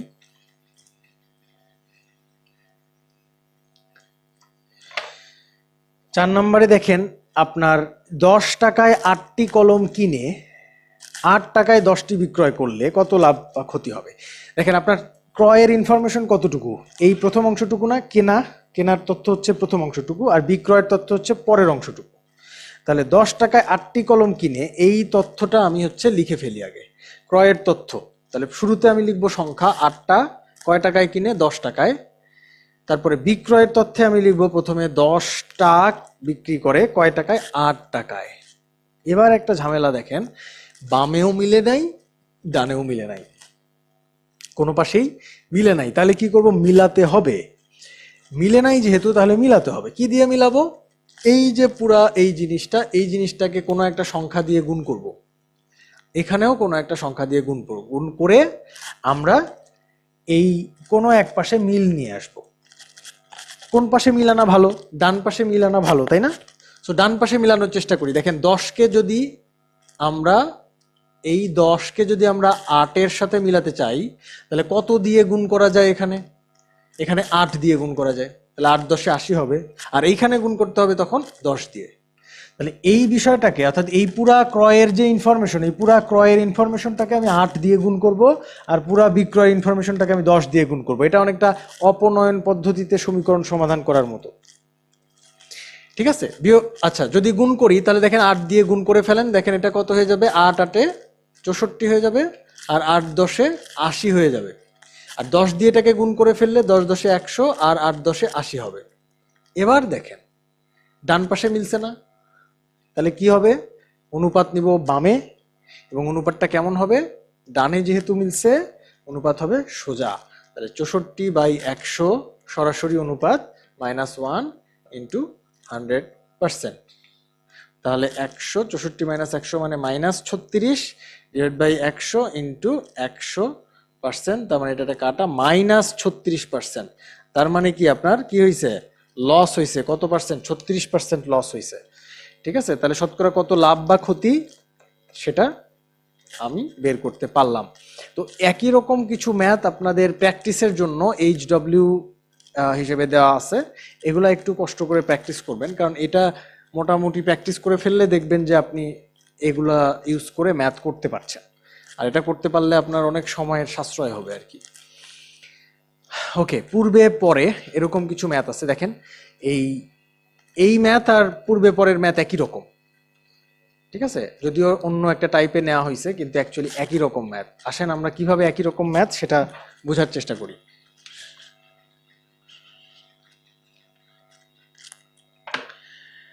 চিন্তা করেন টাইপ 3-তে আমরা এইখানে অঙ্ক করার সময় দেখেন একটা অঙ্ক আগে পড়ে ফেলি। কলার দাম 20% কমে যাওয়ায় 12 টাকায় পূর্বাপেক্ষা 2টি কলা বেশি পাওয়া যাচ্ছে। তাহলে কলার দাম 20% কমে গেছে, ফলে 12 টাকায় আগে যতগুলা পাওয়া যেত তার থেকে 2টা কলা বেশি পাওয়া যাচ্ছে। এখন কোশ্চেন করা হচ্ছে যে বর্তমানে একটি কলার দাম কত? একটু খেয়াল করে দেখেন তো, এইখানে মোটামুটি ওই ক্রয় বিক্রয়ের মতোই একটা ব্যাপার না, যে আগে 3 টাকায় এতগুলা কলম কিনে পরে 5 টাকায় 8টা করে বিক্রয় করছি। হ্যাঁ, এখানেও কাইন্ড অফ ওই রকম, যে আগে একরকম দাম ছিল, পরে আরেক রকম হয়েছে। সো আগেরটা ছিল ক্রয় মূল্য বিক্রয় মূল্য, আর এখানে হচ্ছে জাস্ট পূর্বে পরে। তো পূর্বে পরের এই ম্যাথটা আমরা হচ্ছে একটু আগের রুল দিয়ে করার চেষ্টা করব। দেখেন এখানে একটু আমাকে ফলো করেন। পূর্বে পরে যদি ম্যাথ থাকে তাহলে আমি এইভাবে কথা দুটা লিখবো, ঠিক আছে? বা আগে পরে, আগে পরে লেখেন, তাহলে কনফিউশন হবে না, কারণ দুইটাই প দিয়ে শুরু। তাহলে আগে আর পরে। এবার লেখেন, প্রথমে জানি কি লিখি, ফর্মুলা কিন্তু আগেরটাই, শর্টকাট যে ফর্মুলাটা শিখলাম এর আগে, সেই একই ফর্মুলা আমরা অ্যাপ্লাই করবেন। দেখেন আগে আমার ইনফরমেশনটা কি ছিল, 12 টাকায় পূর্বাপেক্ষা 2টি কলা বেশি পাচ্ছি। কখন? বর্তমানে। তাহলে বর্তমানে আমার কলা পাচ্ছি হচ্ছে 2টা বেশি। তাহলে আগে কয়টা পাইতাম সেটা মনে করেন যে আমি ধরে নিলাম সেটা এক্সটা পাইতাম। আগে কিন্তু টা লিখতে হবে, তাই না? আগে সংখ্যা লিখতে হবে, তারপরে টাকা লিখতে হবে, মনে করে দেখেন। তাহলে পূর্বে অর্থাৎ আগে আমি কি পাইতাম, ধরে নিলাম আগে আমি এক্স সংখ্যক কলা পাইতাম, এখন পাচ্ছি কয়টা কলা, এক্স প্লাস 2, 2টা কলা বেশি পাচ্ছি। আগে 12 টাকায়, এখনো সেই একই 12 টাকায়, অর্থাৎ 12 টাকা খরচ করে আগে এক্স সংখ্যক কলা পাইতাম, এখন 12 টাকা খরচ করে 2টা বেশি কলা পাচ্ছি, এক্স প্লাস 2। এই সেট আপটা বোঝা গেছে আপনাদের? আগে 12 টাকায় এক্সটা পাইতাম, এখন 12 টাকায় 2টা বেশি পাই, এক্স প্লাস 2। ওকে, এটা যদি বোঝা যায় তাহলে এখন আসেন কোন পাশে মিলছে ভাইয়া? ডান পাশে মিলছে, তাহলে অনুপাত নিব বামে। বামে অনুপাত নিব, যেহেতু মিলছে ডানে, অনুপাত কি সোজা না উল্টা? অনুপাত হবে সোজা। ডানে মিললে সোজা অনুপাত, তাহলে X divided by x plus 2 minus 1 into 100%। এটা হচ্ছে আমার কি বলেন তো, এটা হচ্ছে আমার লাভ বা ক্ষতি। আর এখানে যেহেতু লাভ ক্ষতির কোনো বিষয় নাই, এখানে কি, এখানে হচ্ছে দাম কমে গেছে, 20% কমে গেছে, তাহলে এই পাশে আমি কি লিখবো, -20%। বোঝা যাচ্ছে এটা? তাহলে -20%। কেন মাইনাস? কারণ কমে গেছে, এই কমে যাওয়ার কারণে এটা মাইনাস হবে। তাহলে এখন আপনি দেখেন যে এই পার্সেন্ট আর এখানকার পার্সেন্ট মুছে দিলাম, তাহলে জিনিসটা দাঁড়াইলো x by x plus 2 minus 1 equals to 100 এই পাশে নিয়ে যাব, তাহলে -20/100। এটা কাটাকাটি করলে -1/5 হবে, আর এইদিকে হবে X by x plus 2 minus 1। তাহলে X by x plus 2 equals to -1 এই পাশে নিয়ে আসলে 1 মাইনাস 1/5 মানে হচ্ছে 4/5। এবার আড়াআড়ি গুণ করেন, 4x প্লাস 8 সমান 5x। 4xটা ওই পাশে নিয়ে যান, তাহলে x ইকুয়ালস টু 8। মোটামুটি আমাদের x এর মান বের হলো। এখন দেখেন x এর মান কত বের হলো, 8। তাহলে x প্লাস 2 কত হবে, 10। এখন কি জানতে চাইছে, বর্তমানে একটি কলার দাম কত। বর্তমানে একটা কলার দাম, এটা বর্তমানের না, পরে যেটা সেটাই তো বর্তমানের। তাহলে বর্তমানে 12 টাকায় কলা পাওয়া যাচ্ছে 10টা, তাহলে এক একটা কলার দাম 12/10 মানে 1.2। ঠিক আছে, 1.2 টাকা হচ্ছে এক একটা কলার দাম। তাহলে আমরা একই রকম ফর্মুলা ব্যবহার করে এই টাইপের ম্যাথগুলো করতে পারি, পূর্বে পরের ম্যাথ, কিন্তু কনসেপ্ট একটা জায়গায় আমাদের ক্লিয়ার রাখতে হবে, যদি দাম কমে যায় তাহলে -%, আর দাম যদি বেড়ে যায় তাহলে প্লাস। ঠিক আছে, যেমন ধরেন এইখানে একটা কোশ্চেন আছে, বর্তমানে 6 কেজি চালের দাম আগের 5 কেজি চালের দামের সমান হলে, বুঝেন ভালো করে, বর্তমানে কয় কেজি চাল, দেখেন আবার কোশ্চেনে আমি লিখি আগে পরে, তাই না, আগে পরে। আচ্ছা, এটা হচ্ছে আমরা লিখবো পরিমাণ, আর এখানে লিখবো কি, টাকা। আচ্ছা, বর্তমানে 6 কেজি চালের দাম, বর্তমানে মানে কি, পরে, পরের ঘটনা। আগের 5 কেজি, আগেরটা আগে লিখে নিই, আগে কয় কেজি কিনতাম, 5 কেজি কিনতাম, তাহলে পরিমাণ 5 কেজি, তার দামের সমান, তার দাম মনে করেন x টাকা। তাহলে বর্তমানে কয় কেজি কিনি, 6 কেজি কিনি, তার দাম কি, আগের দামের সমান, তার মানে ওটাও x টাকা। তাহলে কোনটা মিলছে, ডানে মিলছে। কেমন অনুপাত, সোজা অনুপাত, ডানে মিললে সোজা অনুপাত। তাহলে 5/6 -1 ইন্টু 100%, এটা সমান, দেখেন এটাই বের করতে বলছে যে দাম শতকরা কত কমেছে। দেখেন দাম শতকরা কত কমেছে বের হয়ে যাবে, 6 × 6, তাহলে 5 - 6 / 6 ইন্টু 100%, তার মানে হচ্ছে -1/6 ইন্টু 100%, তার মানে হচ্ছে আপনার মোটামুটি 6 × 6 40, 6 × 6 36.67, পার্সেন্ট, কিন্তু সামনে একটা কি চিহ্ন বলেন তো, মাইনাস চিহ্ন। তাহলে মাইনাস মানে কি হয়েছে, কমছে। এখানে যদি কমেছে নাও লেখা থাকতো তাও বুঝতে পারতাম কমেছে, কেন নেগেটিভ আসছে, তাই না? সো দেখেন, যদি কোনো তথ্য দেওয়া না থাকে সেক্ষেত্রে আমরা কি ধরে নিচ্ছি, এক্স ধরে নিচ্ছি। এই ধরনের ম্যাথগুলা একটু প্র্যাকটিস করবেন, তাহলে দেখবেন যে ক্লিয়ার হয়ে গেছে। আচ্ছা, পরের ম্যাথটা একটু নিজে নিজে করার চেষ্টা করবেন, এটা এইচডব্লিউ হিসেবে রাখা হলো। টাইপ 4-এ দেখেন বিক্রয় সংখ্যা নির্ণয়, এটা 38তমতে প্রথম এই ধরনের একটা কোশ্চেন আসছিল। তারপর থেকে এটা খুব ঘন ঘন এই কোশ্চেনটা আসতেছে, ঠিক আছে? সো এই কোশ্চেনটা আমরা এই জন্য মানে ঘন ঘন আসতেছে বলতে বিভিন্ন রকম চাকরির পরীক্ষায় এটা আসতেছে, এখনো পর্যন্ত বিসিএস এ রিপিট করে নাই, কিন্তু করতে পারে, তাই না? সো এই ম্যাথটা আমরা একটু শর্টকাটে করে রাখবো। এটার লিখিত সমাধান এখানে একটা দেওয়া আছে, কিন্তু এটা আপনাদের হয়তো বড় মনে হতে পারে। ম্যাট্রিক্স একাডেমির বইয়ে আপনি এটার একটা সমাধান পাবেন, যে সমাধানটা ওই বইয়ে দেওয়া আছে। এই লাভ ক্ষতি চ্যাপ্টারের মধ্যে আপনি অঙ্কটা পাবেন।